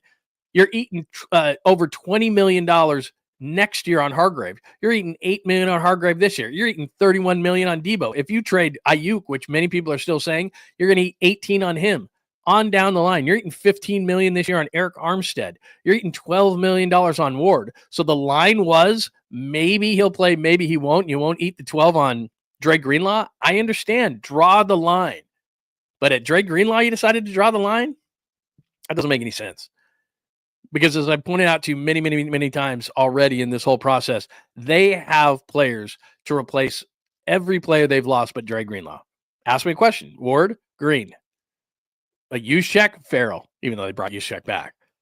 You can go on down the line. They have guys. Aaron Banks, just about anybody. I mean, Aaron Banks is not a massive loss at 4-77. Sorry, he's just not. You can find a left guard. You will find a left guard. They will. And I've told you, if they go the draft a certain way, then it's going to be Colton McKivitz. They're going to replace Aaron Banks just fine. Thank you very much. They're replaceable players. Hufanga, Mustafa. Right away. It's like a game. They had everybody but Greenlaw. And then it comes out that Greenlaw was 1 and 11.5. And then that's like treating your significant other like garbage. And then they find somebody else, and then you go running after them going, I'll treat you well. I promise. Please give me another chance. It's like, it's too late. It's too late. And you read the market incorrectly, and the injury is absolutely a factor. The Achilles, which is the worst injury in all of sports right now, it's a massive factor. If it's clean bill of health, Dre Greenlaw, the Niners sign him, no problem. In fact, he probably never even makes it to free agency. That's how big of a deal he is. But the injury played a factor. But once you saw the night before that these 3 linebackers signed and he was going to have a ton of leverage, and they know what's going on in the market. It's not like it's a surprise. Denver came up with that money, but now it comes out that it's 1 and 11.5, and that's where you drew the line. When you have all this dead money on your cap that you're going to pay guys not to play for you, you're going to decide that a guy who you don't have a replacement for in any way, shape, or form, oh, it's Curtis Robinson. You mean the guy coming off an ACL who's completely unproven? No, it's D. Winters, the guy who was playing like a chicken with his head cut off half the year last year. And now you got to draft a linebacker. And people are like, oh, you got to draft one early. It's like, they got a lot of needs, man. And that's just one where you'd have said, okay, we need an entire defensive line outside of Nick Bosa. I get it. But then at least you'd have Greenlaw and Orner. And now you've got to find yourself a Robin to the Batman as far as the linebacker position is concerned. And I was on with Larry Krueger last night, and I've told this story before. A lot of young linebackers coming into the league can move forward just fine. Even though it's tough, but I mean, you can get through the muck and you can make tackles and you can make plays and you can all those kind of things. A lot of linebackers out of college can move forward just fine. Thank you very much. That's not the problem. The problem is we're in a passing league, and the short area of the field in the middle, especially, is prime target, prime real estate. And that's why Bowman and Patrick Willis were so good. That's why Warner and Greenlaw are so good, because lots of teams, that's where they want to do things. They want to go right to the middle, the short middle of the field. They want crossing routes right there. And if you can't cover, if you can't tackle, you're going to get crushed. And so what happened last year to the Niners? Devondre Campbell, you saw 59 Campbell constantly, which means he was running after somebody. And it wasn't so much in the run game as it was in the pass game. And what teams do offensively, and you know this, is they just target. They make a game plan based on the fact that who can we target? And they're going to target a young linebacker. And I know you're going to, when I come up with this name, you're going to go, wait a minute, he was terrible. Reuben Foster was, I watched him in training camp when he first came in for his first training camp, and everybody was looking at each other going, this dude's a missile. This dude's going to be awesome. He was going forward. And he was a missile. And then they got him in the pass drills, crushed every guy. I mean, Juszczyk one time made him just like twist around and fall down like a pretzel. It was comical. But I'm talking about like third string tight ends who I don't even remember their name anymore. We're just cooking him. And it was like, this is a problem. After watching him go forward, we're like, this dude's going to be an all-pro. This was a great pickup. This was, because they traded ahead of the Saints to get him. And everybody was like, oh my God, this is amazing. This is awesome. Then all of a sudden he's in pass drills. We're like, this is a problem. And that's most of the young linebackers that come into the league. They can move forward just fine. They can blow up plays. They can get through blockers. They can make splash plays in the backfield, tackles for loss, TFLs, all that stuff. Awesome. But then it's like, okay, go backwards. So they're going to get targeted. Tight ends, running backs, the whole deal. And, 3rd and 3, you're going to take on a running back coming out of the backfield. Or 3rd and 4, you're going to take on a tight end. They're going to target you. They're going to get you out in space. What are you going to do? And a lot of young linebackers in this league can't do it. So to me, that's the problem, is all of a sudden you're going to have a situation where, because you wouldn't come up with X amount of dollars for Dre Greenlaw, which ends up 1 and 11.5. And I can defend a lot of the things that they did in the offseason. Not 18 special teamers, but you get my idea in terms of who they lost. This one's a tough one. Because clearly, as Adam Schefter said, if he's accurate, and he probably is, that they begged to get Dre Greenlaw back, and you come out that it's 11.5 that's fully guaranteed. That's it. And if he's not playing like Dre Greenlaw, he's going to be a free agent again next year. So there's the latest on that. All right, before I move on to some other things, I did mock Mania, Denver Dre story, another special teams player. I'm going to get into this Giant story, which is kind of wild, to be honest with you. But before we move on to anything that is not related to the 49ers, do we have anything left to discuss with that? Oh, hi. Very nice to see you. Thank you, Andrew. Yeah, I always have a good time. Krug and I have known each other for how long? 15 years. We lived across from each other in Walnut Creek. He coached my son in Little League, and we were actually the Dodgers, and neither of us would wear the LA hat. I tried to throw him a hat one time and put the hat on.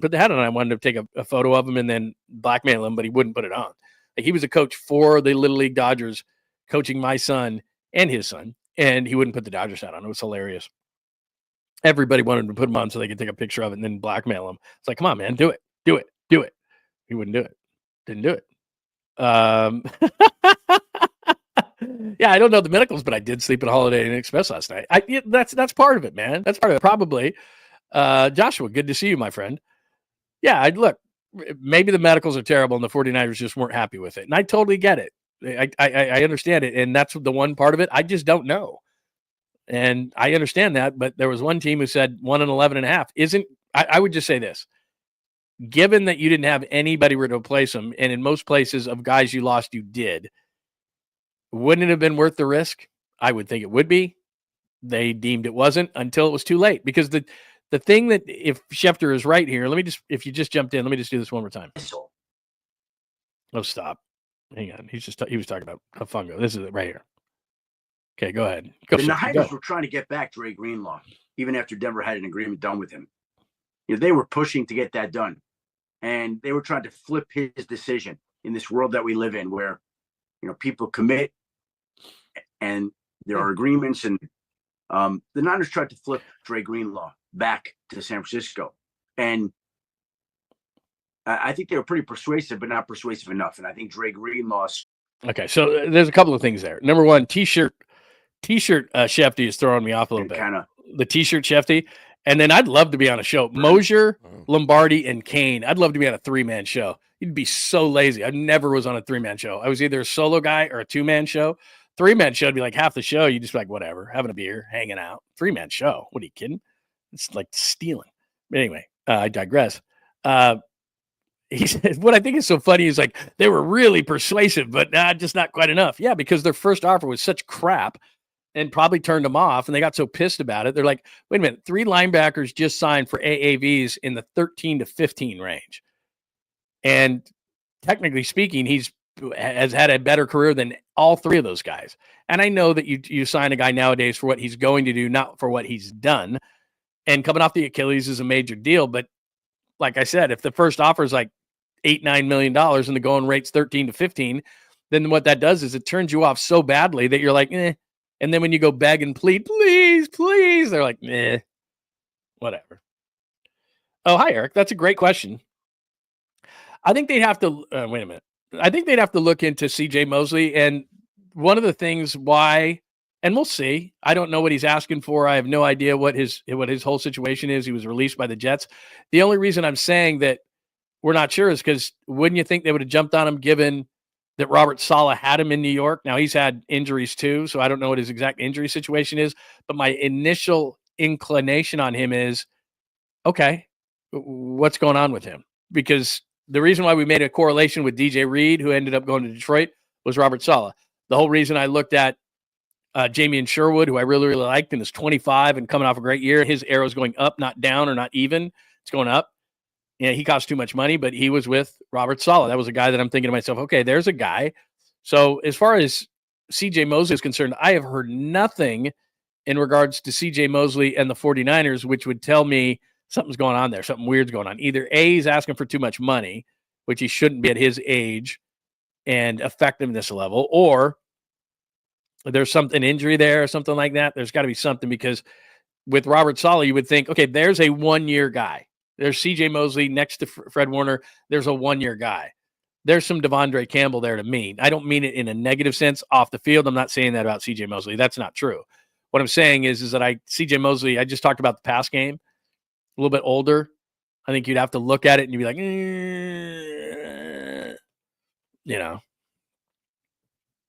probably doesn't do too well against the pass, which means, okay, now he's a 2-down backer. How much you paying a 2-down backer?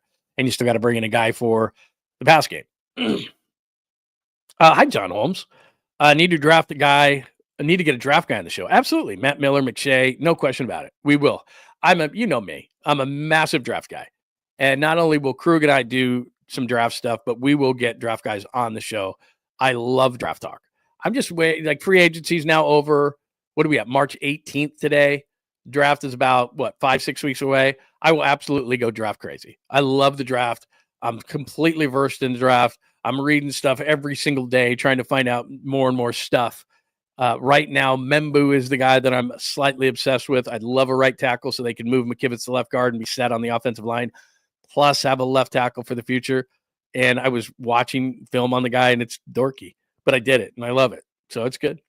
Yeah, look, I don't mind Mosley, but I think they have to do a little bit of a dive on him. I don't know what the injury history is. I don't know how well he's moving nowadays, but it would seem to me that would be a guy that they would snap up based on Robert Saleh knowing him, and that would make me feel a lot better in the short term, because for a team that goes, God, I really don't like that Achilles, I'm not sure if we can do that, to rely on Robinson, who's a guy coming off an ACL who to me has always been a special teamer, and now all of a sudden, as I heard last year before he got hurt, everyone's like, Curtis Robinson, you got to watch this Robinson guy.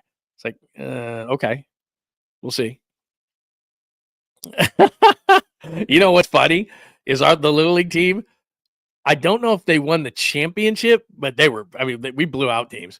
And you know why? Because Krug was the first base coach, and they ran every single pitch. Like if a kid got on first base, go. First base, go. Take the extra base, yes. And this was, I think it might have been like 10 and 11-year-olds. So it's like you're forcing a 10 or 11-year-old to make a perfect throw all the time. Never. Like constant. Krug was so aggressive. Like so aggressive. That's what it was. It was incredibly aggressive. What's going on? I don't know why I popped that up there, but yeah. Whitey is a good friend of mine, by the way. Love Jiv Kozimor. Very, very good. I just popped that up there accidentally, but still, I like those guys. All right, let's see. What else do I got here? We are rolling through a bunch of stuff today. So episode 91, that kind of looks like a 7, but it's episode 91 here. John Lund Unleashed on YouTube right now. Please make sure you subscribe. Please hit the like button, which really helps us as well. So hit the like and make sure you are subscribed and you're getting those alerts. We are on Bay Area Sports Collective as well on YouTube. Make sure you're following. Maybe today, good amount of people watching on X today at John Lund Radio. You can hit us up anytime there. And on Instagram at John Lund Radio. In fact, I have not checked in with my Instagram. Oh my gosh. You know what? I did not hit go live. I just did on Instagram. Wow. They've missed an hour of the show on Instagram. They're like, what happened, bro? Sorry to my Instagram people. But anyway, Bat lost last night. Paul George dodged the bullet on that. He is out for the year. That's who they wanted in the offseason. You would have no Jimmy Butler. You'd be preparing to trade Steph Curry. That would be awful. Mock Mania, I tell you. Mock Mania as both on one day, and I'm sure they did this on purpose. That's Mel's mock. That's the guy I would like if he is there. And there is Daniel Jeremiah's pick. I don't hate it, but I don't think that's the pressing need. But again, you should draft best player, not for need. And the Niners need just about everything. So if they pick that guy, I wouldn't be down with it. It's just, I want some beef. I want it to be beef. I want a beef draft. You know what I mean? This guy's 6'4", 324, great athlete, like a Trent Williams kind of an athlete. Get him to right tackle, McKivitz to left guard. This guy in a year takes over at left tackle. That's what I'm talking about. We've talked about Dre Greenlaw. That's a deal the Niners should have made ahead of time. It screams. We gave him such a low ball deal that when it came around to begging and pleading, he said no. That according to Adam Schefter, which we've played for you a couple of times in the show today. So there's that. So the Dre story, another special teams player, we did that. So we are through the Dubs and the Niners side of things. The story about the Giants is really interesting, and I'm speculating here, right? Let me get to the Giants real quick. So here's the story this morning. It originated, I should say, in The Athletic. So here it is right here. Alex Simon, I like his just because there's a paragraph that makes this really easy for the show to do this, to decipher this. Giants sell significant piece of team for first time in decades. Now, what teams are doing, that's a trippy picture, fisheye lens. What teams are doing now to generate revenue is rather than selling the team, we always scream that as fans. Well, if you don't like the money, then just sell the team. Well, they don't have to sell the team. They sell a percentage of the team. It's a silent percentage. Don't tell me how to run the team. I give you a small percentage of the team, and you give me a boatload of money. So, for example, the Niners are talking about this, and their valuation is in the billions. So 10% of the team, according to some, is $900 million to $1 billion of revenue that they could generate with that. Not bad. The Warriors, there's been a discussion. They're worth about $4 billion. So 10% of their team, you could get upwards of $400 million. And as far as the Giants are concerned, the last valuation I saw on the Giants was somewhere in the $400 million range. So again, $4 billion range. So what you could get for 10%, you're in the $400 million range.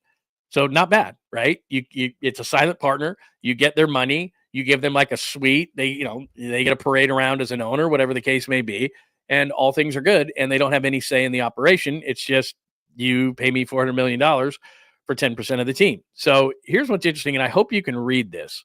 Let me just read some of it for you.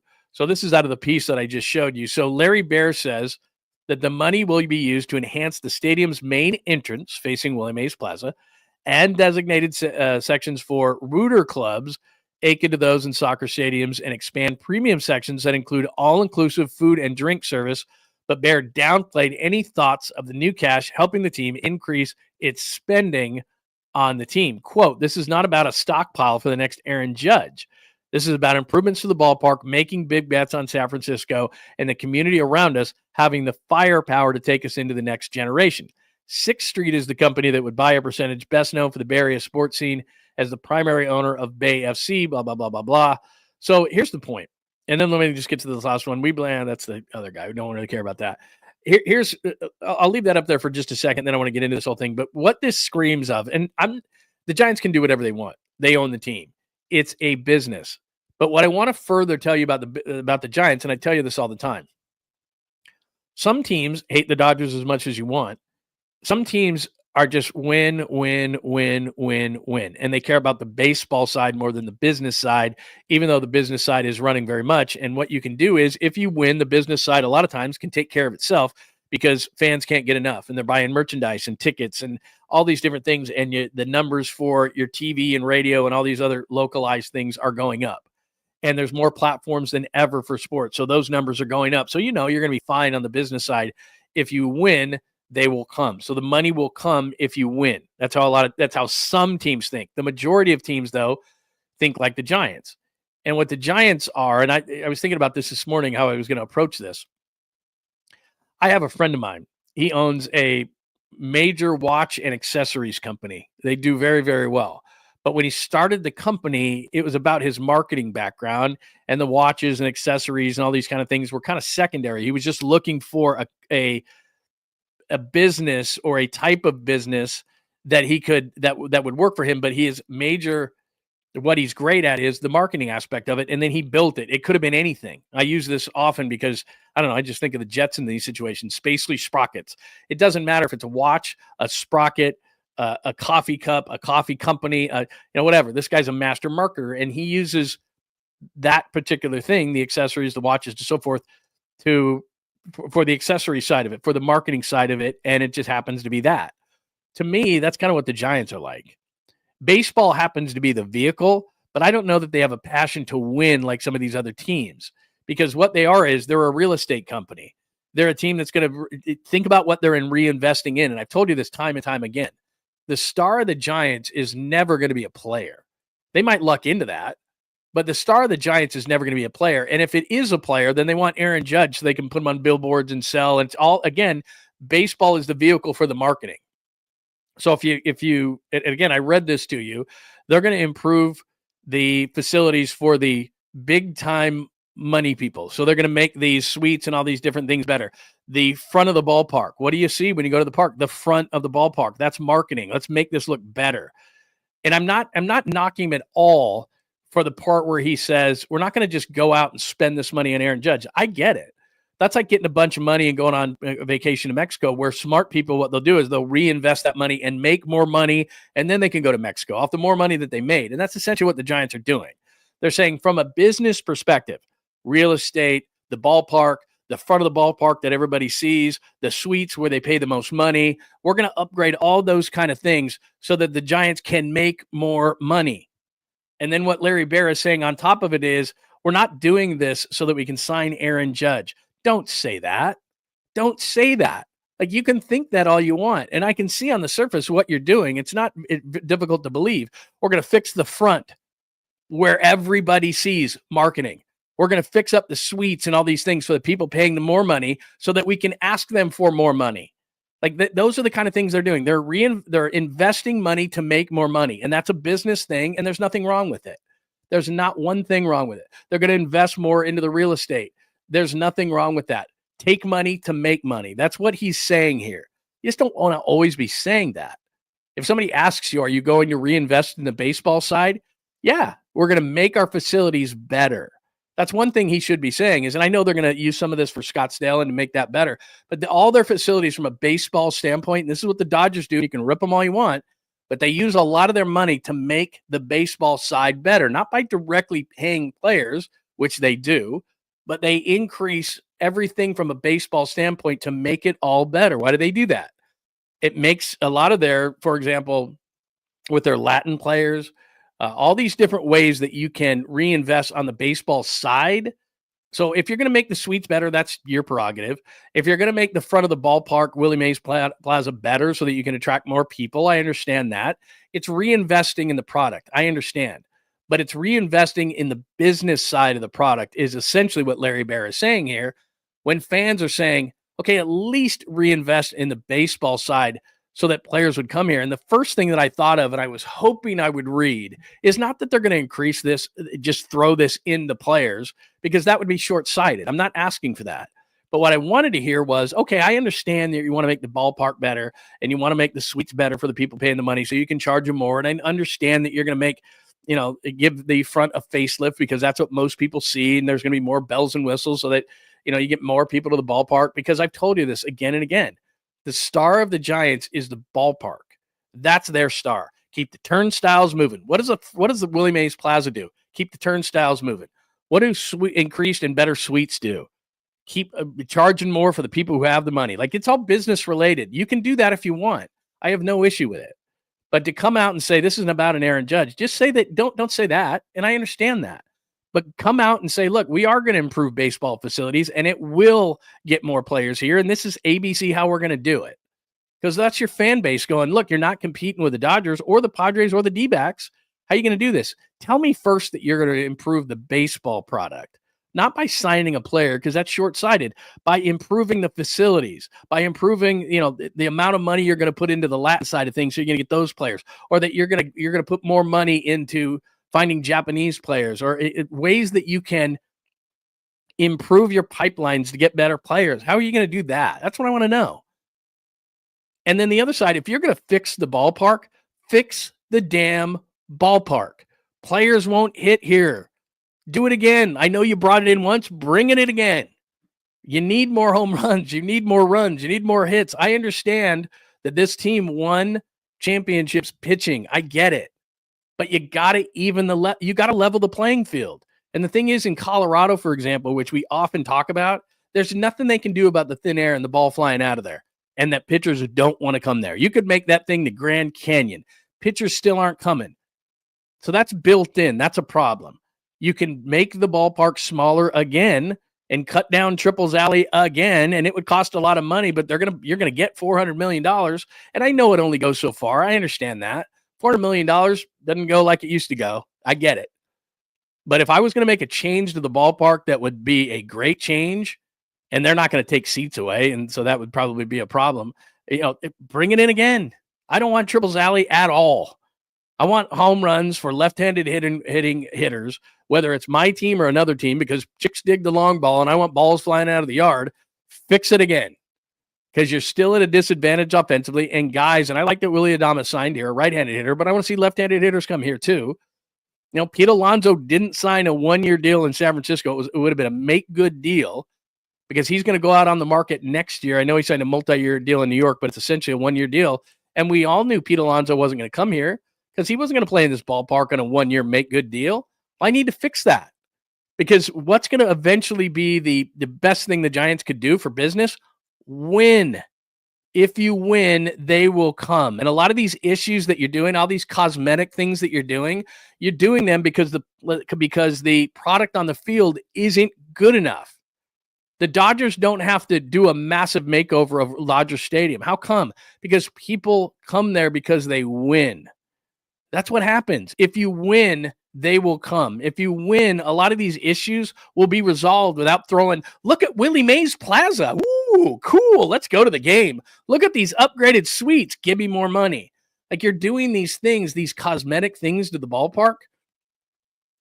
And it's your business, but you're doing it for the wrong reasons. But it comes down to this for me. They don't want to win at all costs. They don't want to do it. They are into the cosmetic side. They are a company that is a real estate company. They are a team that they are the business side more than they are the baseball side. And like I told you at the beginning, my friend who has the marketing company of accessories and watches and all those kind of things, watches are the vehicle. He's a marketer at heart. That's what he does. That's what he's great at. And he started that company and then he branched it out and he does all sorts of different companies. And he's been hired as an overseer of a number of different companies because of his brilliance in marketing and sales. And that's what he does. And so the product really doesn't matter to him. And to the Giants, baseball is just the vehicle of it. It's the sheep. The wolf, actually, it's a wolf in sheep's clothing, and the wolf or the engine is the business. Baseball is nice and pretty and cool to hang out at, and everybody likes it and it's fun. But the reality is that's not how they run their business, and they can run their business however they'd like. But when you lead in a story like that with, it's about the suites and that money, and it's about, look at the front of the place, which is marketing, which is Willie Mays Plaza, which is going to get more people out, and it's the business, and the real estate and all these different things. Your true baseball fan goes, how are you going to improve the baseball product? And I don't need you to go out and sign, well, I do, but I understand that it's short-sighted to just say, let's take a portion of this and increase payroll.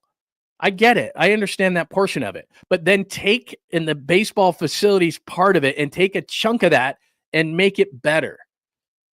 Invest the money so that you can get better and more Latin players. You can get better and more, well, and anything more than zero Japanese players. Like, invest in the baseball product. Reinvest in the baseball product, because if they win, you don't have to do some sort of cosmetic upgrade to the front of the ballpark, because you win and no one cares. Like, the ballpark's awesome. You don't have to change Willie Mays Plaza. It's great. And you wouldn't have to change Willie Mays Plaza if you won 95 to 100 games every year. No one would give a shit about what the way Willie Mays Plaza looks like. I don't care. I've already had 8 beers across the street. I don't even know that it's there. Anyway. Sorry, it rubs you the wrong way. I understand why they're doing it. It's actually very smart to sell this percentage. But when the lead is, look at these suites and look at the Willie Mays Plaza and nope, we're not doing it to sign Aaron Judge. You don't have to. But tell me you're going to improve the baseball facilities so that in a roundabout way, you're going to make the baseball team better. I mean, wouldn't you just love to hear him say that, even if he didn't mean it? Like, just tell me, just feed me something. Tell me you're going to make the baseball team better. That's all. I'm going to just pop this thing up there one more time before, just so that you see where I'm at here. Sorry, I lost that thing now. Right here. So right at the beginning here, which was blah, blah, blah, blah, blah, baseball, blah, blah, blah, blah, blah, plan to enhance the stadium's main entrance facing Willie Mays Plaza, adding designated sections for rooter clubs akin to those in soccer stadiums, expand premium sections that include all-inclusive food and drink. So in other words, it's right where you walk in. So, hey, Willie Mays Plaza is better. Cool.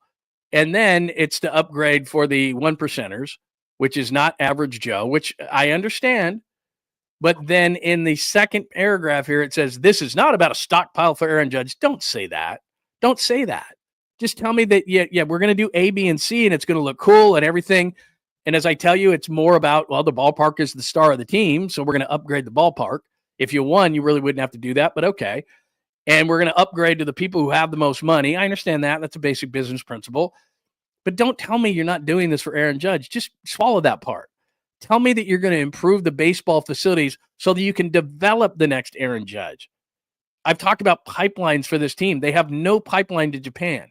Their pipeline to Latin players has produced what? Pablo Sandoval since 2002? Luciano doesn't look like he's going to be anything. Remember that guy Fox that they got? Like, none of these guys are coming through. Where are these guys?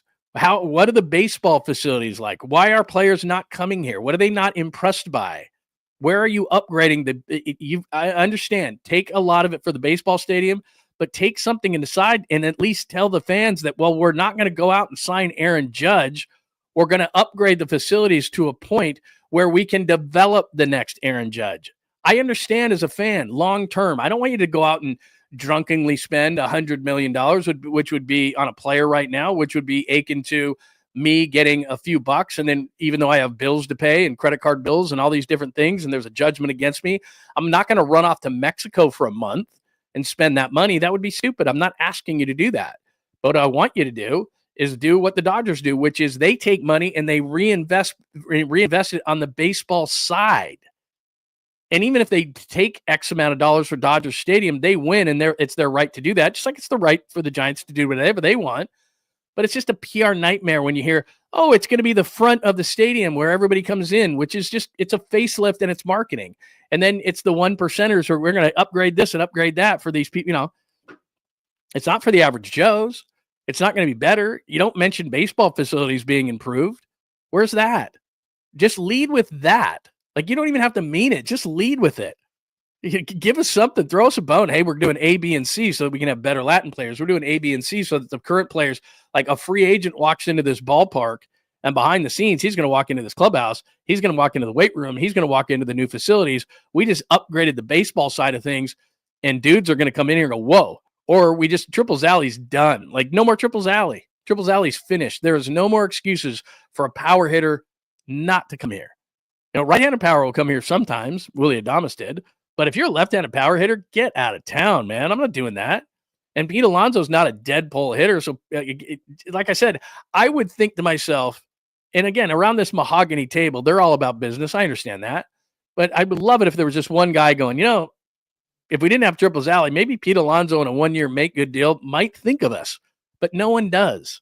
Like, as I'm talking about pipelines to players. So your Latin players haven't come through. You don't have any Japanese players. You haven't had one on your team since 2015. Left-handed hitters, free agent-wise, won't come here because they're hitting the ball right into Triples Alley. There's got to be pipelines to how you can build your team. And a lot of power hitters won't come here. Well, how do you fix that? Look, you got $400 million. Take $100 million and move the fences in again. Like, I know it's at the expense of your pitchers, but at least hitters will then sign here. Like Pete Alonso would think, like, you're not getting 1 year make good power hitters. You're not going to get those guys ever. So I've said this forever. I don't love Triples Alley. I know how they won a championship, but it's been 10 years. And in business, you better make some changes. If power hitters won't come here hitting from the left side, you better make some changes, because it's not Colorado where the thin air is the thin air and there's nothing you can do about it. You can do something about this. You can improve the lot of your baseball team. And I'm not asking you to spend a bunch of money or anything crazy on that. Hey, you want to have a facelift at the front of the stadium so that you can impress the fans that are impressed by those kind of things, which is a marginal fan who would come to the ballpark. I don't know one fan, by the way, who's going to come to the ballpark because Willie Mays Plaza is improved. I don't see it. Like, well, I got to see the new Willie Mays Plaza. How about I want to see a team win, and I'll come to the ballpark. Hey, did you hear that they upgraded Willie Mays Plaza? Can't wait to see it. Did you hear that the 1%ers get, better facilities? Wonderful. It just screams we don't want to win. So, and I could be wrong. All right, I'm done with that. I went way too long on that rant. Sorry. I apologize. I'm calmed down now.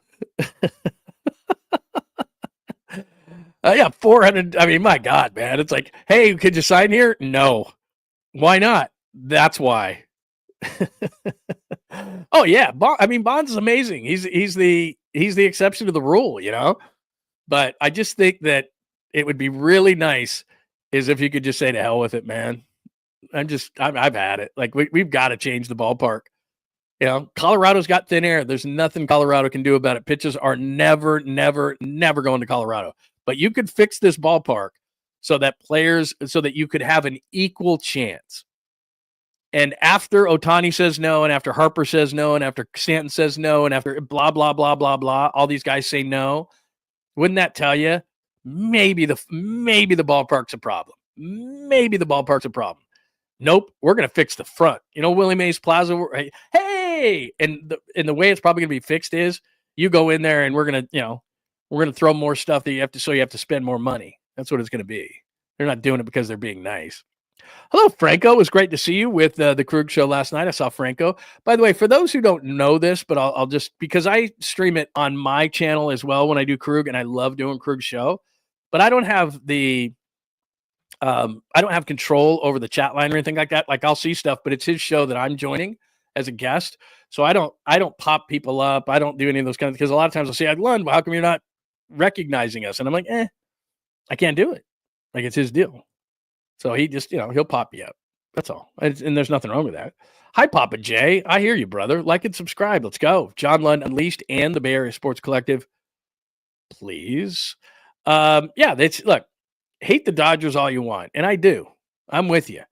But the Dodgers are doing both. They're renovating their stadium right now, and they're getting players, and they're owning the Japanese market. And like you said, they're competing in Korea, although the second baseman they got didn't make their team.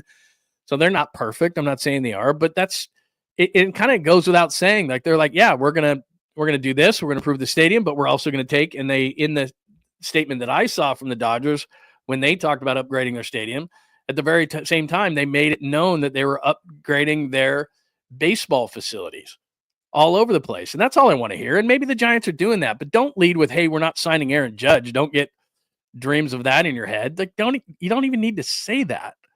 Just say, yeah, we're going to upgrade the stadium, but what we're also doing is, baseball fans, we're upgrading the baseball side of things. Now, maybe their research, and here I go again, maybe their research tells them, like the casual fan, but I've always told you this, and this is why it smacks of it. The ballpark is their Aaron Judge. The ballpark is their best player. That's how they look at it. Our best player is the ballpark. Let's give the ballpark a facelift. The front of the ballpark, what everybody sees, that's what we're going to start with. And then the 1%ers, and we're going to improve all this kind of stuff, and the suites and all that kind of stuff. We're going to change that.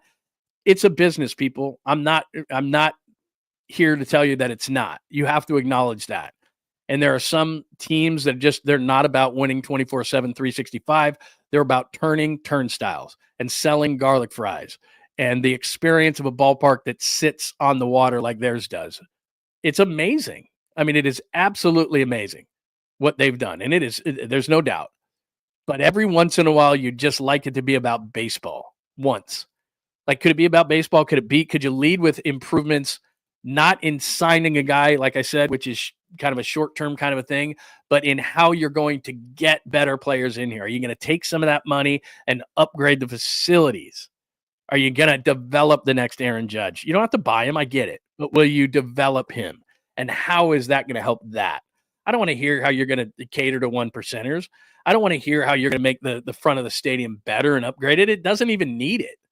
It looks pretty awesome. And it's not a reason why I'm going to go to the ballpark. Now, they've probably done research on this, but it just doesn't compute with me. If the front of the ballpark's better, we'll get more people. The ballparks, there's nothing wrong with the ballpark. Now, if you want to upgrade it in terms of making it make more money for you, for the people who will give you more money, I completely understand that. But then there has to be a way to turn some of that increased revenue into the baseball side. And as far as I know, that's not anything that was really brought up, other than we're not signing Aaron Judge, if that's what you're wondering. We're not wondering. We know you won't. But I'll tell you this, if you maybe made the ballpark a little smaller, you might be able to just sign those guys. But I'm done. I told you, I'm done. Stop it. I'm not going to do it. So there's the Giants sell 10% of the part of the program. Give me your thoughts. The Cubs and the Dodgers this morning, and as I said, let me see if ESPN.com and ESPN didn't carry these games, so they're not going to over market these games. It was on Fox this morning at 3:00 in the morning. Yes, still the front of ESPN.com is Kuiper's post free agency NFL mock draft. Why the 49ers could go in many directions at number 11, and Mbu is the guy, Membu, the tackle / guard from Missouri, who I like, is who he has going at number 11. So they're not acknowledging baseball opening day. And if I'm baseball, that's a problem. And you do have a relationship with ESPN. Obviously, they carry a lot of baseball for you. So for them to put Mel Kiper Jr. on the front cover, and it's been there all day long because they know it's going to get a million clicks. Like, I want to click on it right now, and I've already clicked on it. Like, stop. I don't need to click on the mock draft again. I got to click on it. Like, I already know it. I've already seen it. So anyway, if you missed that portion of the program, by the way, and we went over a lot of Niners today, as you can see on the chalkboard there, as well as Dre Greenlaw and everything else, just go either to the front of the show, or I will put the chapters up right after we get off the air, and then you can click on whatever you want. And we say that every day because we kind of do a variety show, talk a lot of different sports, talk a lot of Bay Area sports. But there's a lot of other stuff going on. So if you missed any of that, we started with the Warriors today. Bad loss to the Nuggets. They can survive it. They play the Bucks tonight, and for some weird reason, I think Curry's not going to play, and they're going to win because they're going to tighten everything up tonight. So we'll see. Another special teams player for the Warriors, the Denver Dre story we've talked about. And we had Adam Schefter, that cut. We played that. The Giants sell 10%. Cubs, Dodgers. The Dodgers win, 4-1. Bad news is Yamamoto looked really good. Remember last year, Yamamoto got rocked in Japan, and this year he's looked really, really good. By the way, can you believe a year ago, remember that whole story where Ohtani was in Japan and he had the interpreter, and the interpreter was stealing the money, and we didn't know if it was Ohtani who was gambling? That was a year ago. How crazy is that? Just crazy. So anyway, Cubs, Dodgers. The Dodgers win 4-1 in game number 1, and then Roki Sasaki is going to go down to is going to open up, and we'll see Sasaki for the first time since he came to the Dodgers. Like, they need that. So Cubs, Dodgers game 2 tonight, then they go back over. It's the weirdest thing too. I think it's back to business and back to marketing. Cubs, Dodgers. Cubs have 2 major Japanese players. The Dodgers have 3. So I get it, but then they're going to fly all the way there, fly all the way back to Arizona, play a couple more meaningless games, and then go to the regular season of Major League Baseball. That's crazy to me, but it is. It is what it is. So the Dodgers win 4-1. So Kyle Harrison, let me get to this because I was having a conversation with somebody yesterday, and then they said, "Hey, did you see Andrew Baggerly's piece on his projection for Giants opening day?" And I'm like, "No, I didn't. What was it?" And so I popped it, and it was back on March 7th. I don't know how I missed it. It's in The Athletic, but he talks in there about, and this is before Birdsong's had a couple of nice starts since there. So he was projecting the 5-man rotation is the 3 we've talked about, which is obviously Webb and Verlander's been so good, and Robbie Ray's been really good in the spring. So there's 3. And then he was looking at the final 2, and he did have Jordan Hicks in there, which I'm like, ugh. You know my stance on that. I want to be a 7th inning guy, but okay. So he has Hicks in there, and then at the 5, he's talking about, and he put in Landon Roop. Now, again, that was 11 days ago, so maybe he's changed his stance on that. But I think Roop is going to be the long guy out of the pen. I just can't imagine that Birdsong, and he talks in there about Birdsong needing some more minor league time. And I'm like, this dude is crushing fools. Like, you got to be kidding me. So to me, he's got to be there 4. But my point is that we've talked so long about Kyle Harrison, and he was the top left-handed prospect in the league. And however long you've been listening or watching me, whether it be KNBR or whatever, I like Kyle Harrison. We've had him on numerous times. De La Salle guy, you know the story. We've probably had him on no less than 10 times when we were on KNBR. And the first time being, it was after a Futures game and he got rocked. Super mature guy. I like him a lot as a kid, as a person. But early in spring training, he was thrown in the low 90s. And I don't know what he's working on. That's the other thing about spring training. And I tell you this all the time. I don't know what Kyle Harrison's working on or any other pitcher. So he's sitting there saying, okay, hang on one second. Where are you getting this? Just let me know. Because there's no way that I don't know if you saw this from a place that is worthy, but it's between the Patriots to get the 4th pick for Ayuk, 11th pick, and 43rd pick. Ayuk is hurt, and he's not going to be there till midseason. And I understand that the Patriots are really desperate to get a wide receiver, but this isn't Brandon Ayuk who they've had. This is Brandon Ayuk coming off a really bad knee injury, and the only thing I've heard about Brandon Ayuk is like 4th and 5th round picks, and the Niners going, seriously? They'd get out from under the money, but it's what I've heard is the picks where you're like, okay, we'll give you a 4 and maybe it can become a 3 kind of a thing. I have not heard anything about them going from 11 to 4. If I did, I think that would be the craziest thing ever. And I think it would be Ayuk, 11, 43, and probably next year's 2nd round pick. I mean, the guy's hurt, and I haven't seen anything like that. And I'm not saying that you're not telling the truth. You probably heard that somewhere. I'm just wondering if it's a credible source where you got that from, because the only thing I've heard about Ayuk is that they're getting crummy offers by their thought of like 4th rounders that can become a 3rd rounder, stuff like that. I haven't heard anything like going from 11 to 4. That's a big jump. As we well know, the Niners went 12 to 3. Think about that.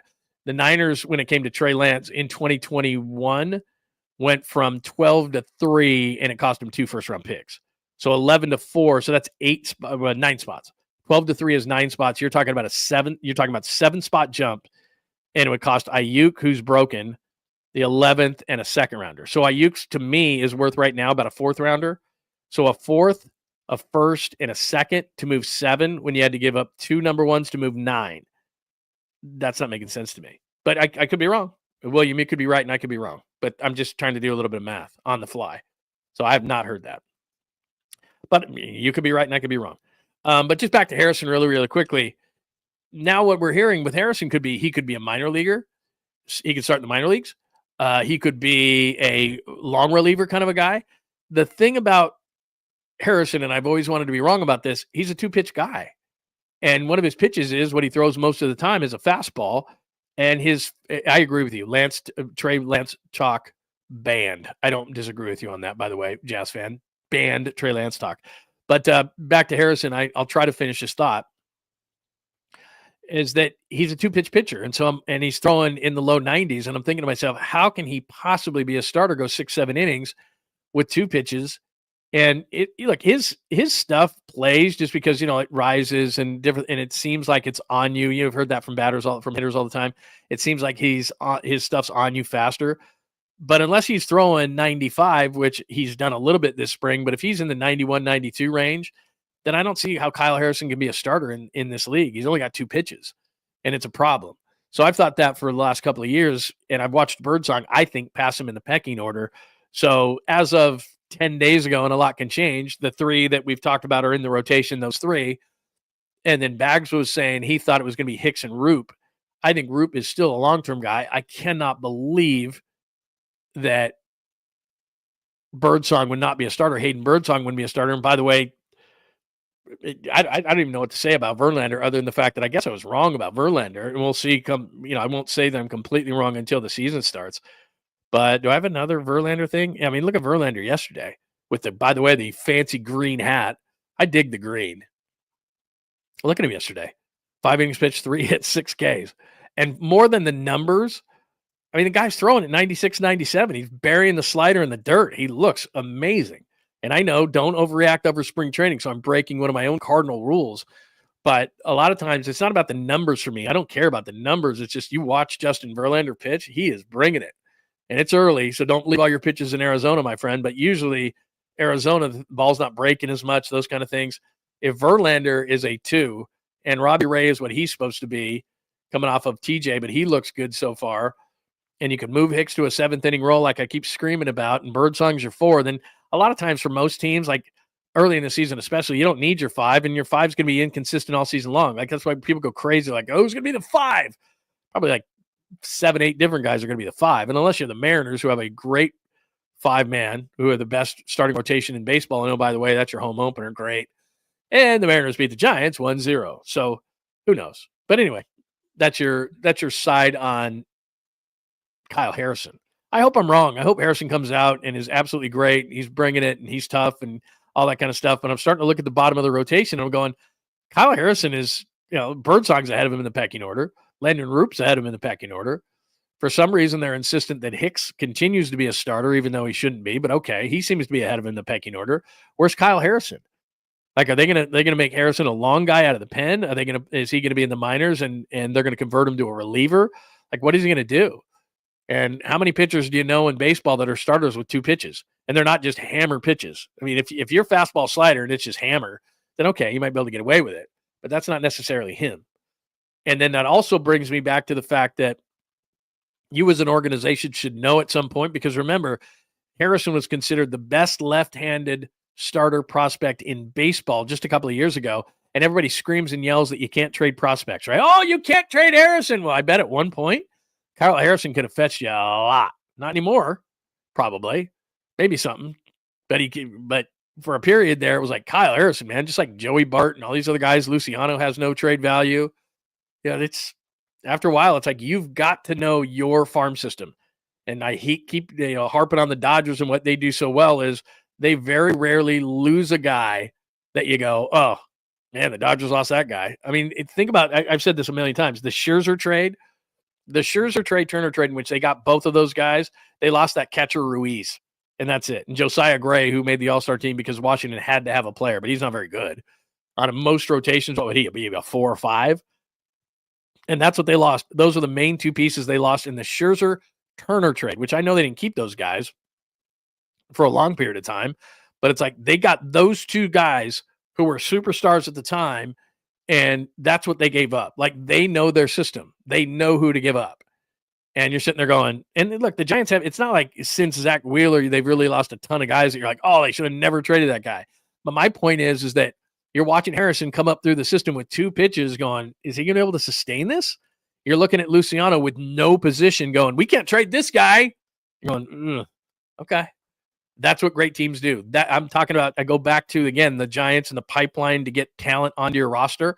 You got to be able to trade minor leaguers at their height when you know they're not going to be exactly what you want. You've got to be able to have a Japanese connection, which they don't. Your guys have got to come through. Your Latin players, they haven't had that happen.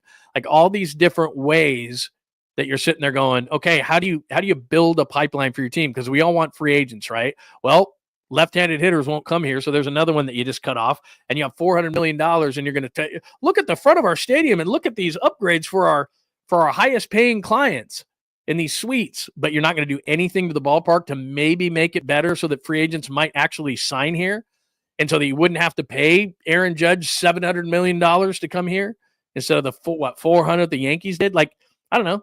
I'm just saying, like, if I'm around that mahogany table and I understand business, I do. I understand what you have to do. I understand why they're doing it. But couldn't there be that one guy in the back? Excuse me, sir. Could we make the baseball facilities better? Could we maybe fix the ballpark so hitters will sign? Yeah. Sorry. It's a baseball team after all. No, it's not. It's business and it's real estate. It's garlic fries and it's turnstiles. Look at this park. Look at the front of it. It's unmatched. Look at Willie Mays Plaza. It's unmatched. Oh, boy. Sorry. I said I wouldn't go back to that, and I did. It's your fault, not mine. Yeah, that's what I'm saying is, at that point, Kyle Harrison the best. And look, maybe he comes through, and maybe I'm 100% wrong. I just think Birdsong's passed him by. I think Root probably has passed him by. He's a guy with 2 pitches. And I've said this for a long time. I thought Kyle Harrison was going to be a bullpen guy because I just didn't see that he could do it over a long period of time. And he's done it at times, and I've been amazed. But for the majority of spring training, and I will give him this credit, last time out, he was humping it up there a lot better, but a lot of spring training early was 91, 92, and maybe he was working on something. And I'm totally wrong on him. And I hope I am, because I like the kid.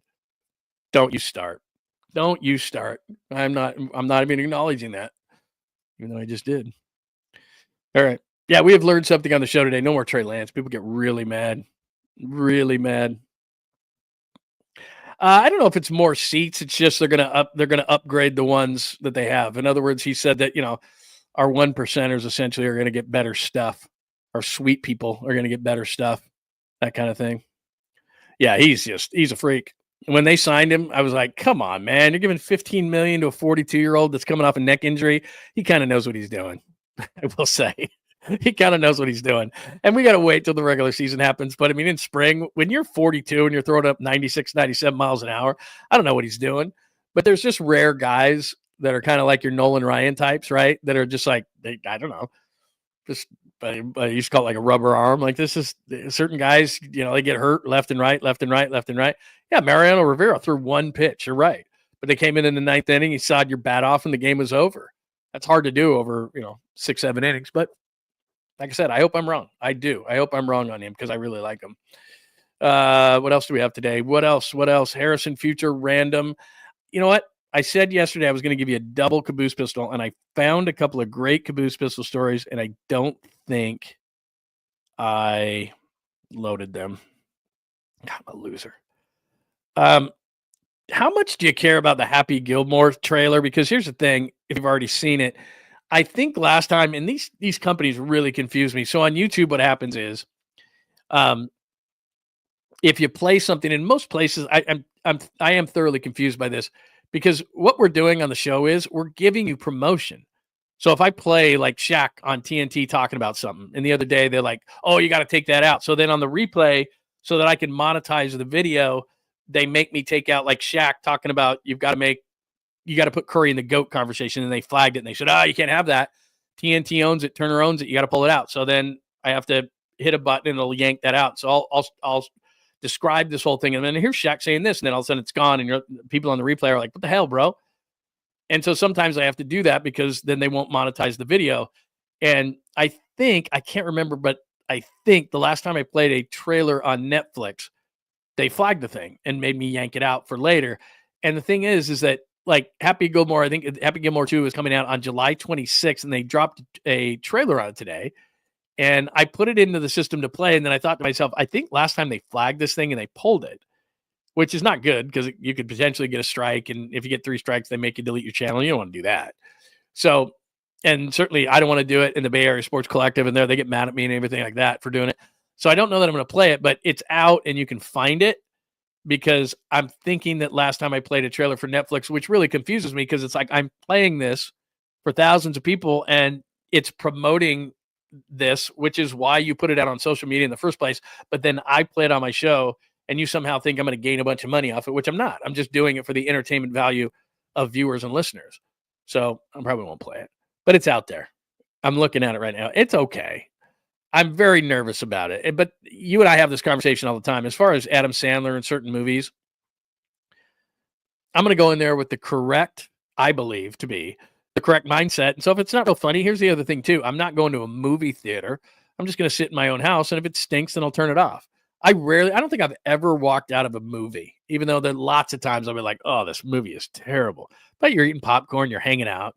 And especially given the way that theaters are nowadays, you know, you have a cocktail or a beer, and so you're fine. I was like, I was hanging out. But I don't think I've ever walked out. So, but it's nice in your house because if you're watching something you don't like it, you're like, eh. But I don't expect a ton out of the Happy Gilmore movie. Don't expect a ton out of it. Although Sydney Sweeney's in it, so that wouldn't be so bad. But we'll see. We'll see on Happy Gilmore. I don't have a lot of expectations for it. Because if you really thought that you wanted to make a number 2, this has always been my theory on the Happy Gilmore 2 or whatever, is that Netflix gave Adam Sandler a boatload of money to produce, I don't know, like 5 movies, something like that. And he's produced a few. And he probably thought to himself, what am I going to do now? And they thought, well, dude, Happy Gilmore 2 is like half written, is what I heard. And people want it. And I know you don't really want to do it, but it would fulfill your Netflix thing. It'll get tons of downloads. People will watch it. People want it. And he's like, okay. But then I watched the trailer and it's like, everyone's like 20, 30 years older. You know, like Sandler obviously is. His nemesis is. The woman from like the tour is. And so they got to bring in some new people. I mean, Carl Weathers is passed, God rest his soul. So Chubb's not there. I can't remember. He's got a new guy or something. I watched the trailer this morning. He's got like a new coach or something. And yeah, the premise is he hasn't golfed in like 20 years. And then he comes back. And I'm thinking to myself, and I'm not expecting an Oscar winning performance. I'd just like to be entertained for 90 minutes or so. So I'm not expecting a lot, but I'm yeah. That's why I saw this morning. I did see I should have given you the at least there's a poster for it. And I saw Sydney Sweeney, him. There's another big name in it too. There's a couple other big names, and he has a new coach. Obviously it's not Chubbs anymore. Yeah, the first one's a classic, but the fact I get nervous to the fact that hasn't it been like 25, 30 years? When did it come out? We're in 2025. It was in the 90s, right? So I mean, we're looking at 25, 30 years. Why didn't you do it before? That's why I'm nervous, because I'm like, well, they're just doing it for money clearly now, and he's got to fulfill his obligation to Netflix. So he's like, well, people have wanted this forever. So, yeah, Luis Robert would be nice. In fact, didn't Verlander blow him away yesterday with like 96 or something? Was that yesterday? I don't know. But anyway, yeah, that wouldn't be bad. I got my fingers crossed on Jung-Hoo Lee's back, which you hate to see that right before the season. Like his back's acting up on him. That wouldn't be good. I don't want that. All right. I think that's going to do it. We've been here for 2 hours and 8 minutes. We've done a lot of damage. It's been very good. Let me make sure that we don't have anything from anyone who wanted to talk about anything that I may have missed. Thank you so much to John Holmes for our super today. We will get a draft guy on. I do like Matt Miller. I do like McShay. There's a number of guys who do a really good job now on draft. There's a guy that I really like that does work for KJR in Seattle. In fact, I'm going on KJR in Seattle today if you want to hear me for my weekly appearance with my good friend Ian Furness. There's a guy named Rob Rang who does a really good job. I think he does CBS, but Rob Rang's up in the Pacific Northwest, and he looks a lot at the Seahawks, and the Seahawks and the Niners need a lot of the same thing. offensive line specifically. So maybe I'll get him on. He's really good. Really good. In fact, you know what? I'm going to ask my friend Ian for his number because he just texted me. He goes, hey, you coming on today? I'm like, oh, yeah, wouldn't miss it. You kidding me? Wouldn't miss it. All right, what else? Do we have anything else that we need to that is very particular for this Tuesday before I head off into the sunset? I hope we entertained you to a very high level today. Make sure that you are following John Lund Unleashed on YouTube. By the way, we're at like 4,500. Let me double check. For the show, we are at like 4,500 subscribers. So we're closing in on 5,000. And I think we're going to have some sort of a big deal when it comes to 5,000. Because, those kind of numbers, like you get to 5,000, 10,000, all those kind of things. Those are pretty big numbers. I mean, those are pretty fun numbers to hit. So, yeah, we're just over 4,500. So, yeah, pretty close. So very, very cool. Really, really cool to get to that number. And it's all because of you guys. You guys are we've built this really cool community and very excited about it. So almost to 4,500, which is really, really cool. KJR in Seattle, which I think is, hi, Franco. Somebody asked me where it was in Seattle. It's Ian Furness, KJR Seattle, which I think is 950 AM, 93.3 FM is what it is. That's what it is. 93.3 FM in Seattle, 950 AM. Good friend of mine, Ian Furness, and I have been friends in this crazy industry for 30 years.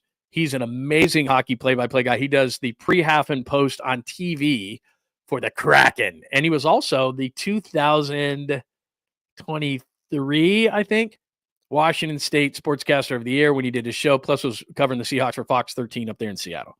Guy's really good. Really, really good. And there you go. When you go on with Ian Furness, get some perspective on where the Sharks are. I will. Oh, he loves celebrating. Loves celebrating. Yeah, he's been in. A good friend of mine. He's known hockey. He does hockey forever, and he's doing his dream job right now. But yeah, I will ask him.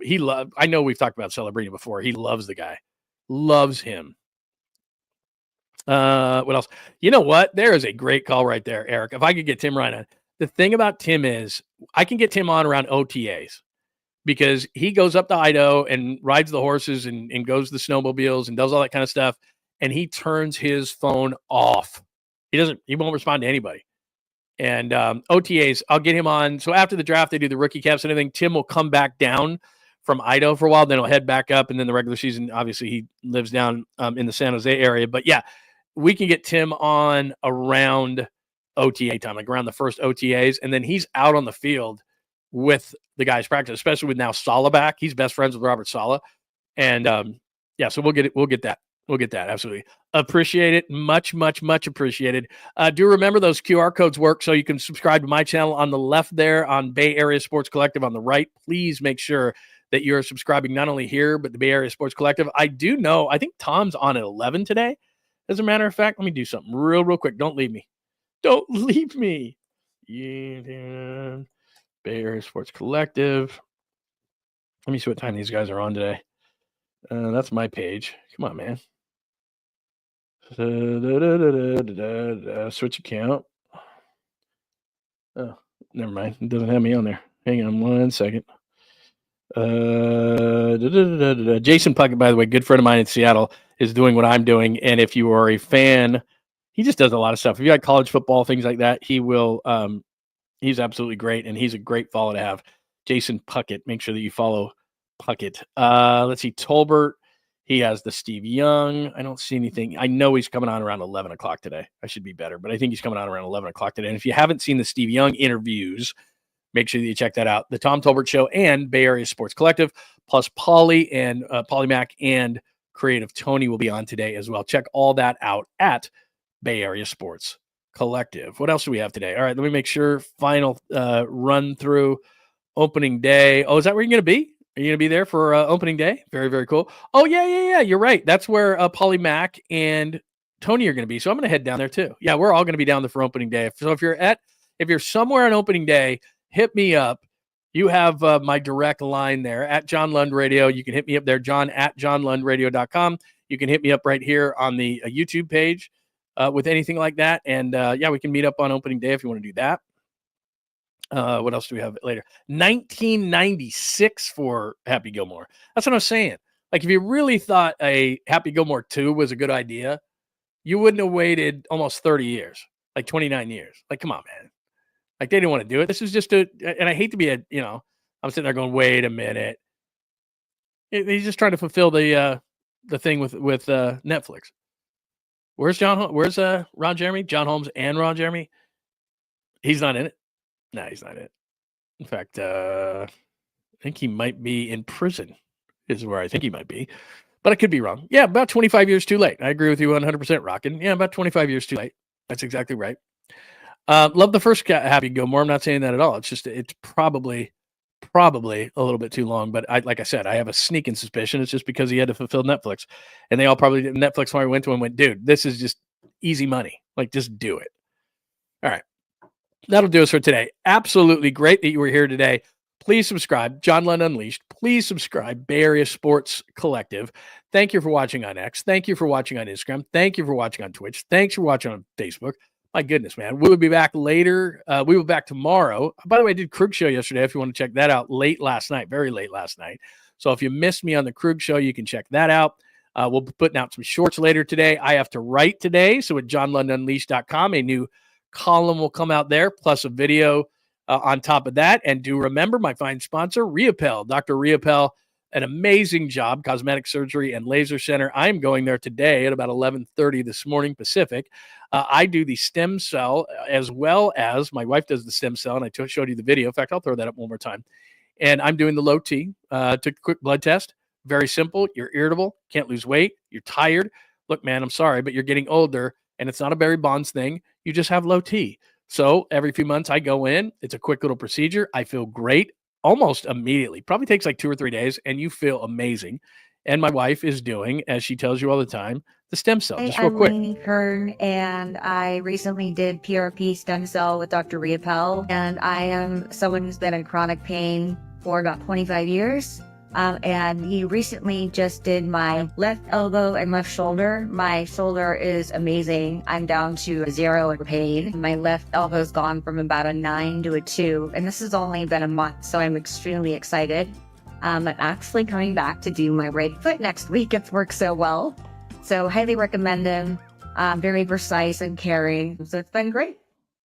That is a tremendous camera work by yours truly. So check out Dr. Reapel right now. If you click on that code right there, check out Dr. Reapel. She's doing the stem cell. I am doing stem cell as well, and low T testosterone treatments as well. Reapel Cosmetic Surgery and Laser Center at reapelcosmetic.com. Reapelcosmetic.com. If you didn't get that QR code, you can just go to the website right now. And one last thing, I am shaming my wife one last time. I had coffee made today, and yet at 7:30 this morning, one coffee delivered to our house. One coffee. Even though I had coffee made. I don't understand it. One coffee. And that is Bay Area Sports Collective. You'll know that if you're at the right place, that is us. That's me. That's Tom. That's Polly Mac and Creative Tony. So make sure you're subscribed to the Bay Area Sports Collective. Everybody have a tremendous Tuesday. Yes, it's only Tuesday. Have a tremendous Tuesday. Look forward to talking with you again at 8 o'clock in the morning tomorrow, Pacific time. If there is something that breaks, please do remember we will be back. So make sure that those alerts on and you are subscribed across the board at John Lund Unleashed and Bay Area Sports Collective. Thank you so much for hanging out today as we get close to 5,000. Very, very cool. And thank you for that as well, for telling, because look, this doesn't just happen because I'm sitting here, because you're spreading the word, and I really appreciate it. So everybody have a tremendous Tuesday, and we'll talk to you soon. Thanks for hanging out with John Lund Unleashed. We'll try to be better next time, though I wouldn't hold my breath. Please like and subscribe on the John Lund Unleashed Pod YouTube channel. Watch live shows weekdays at 8 a.m. on YouTube, Instagram, and X. And make sure to have your alerts on for shows throughout the day or night. All things Lund can be found at johnlundunleashed.com. johnlundunleashed.com. Goodbye!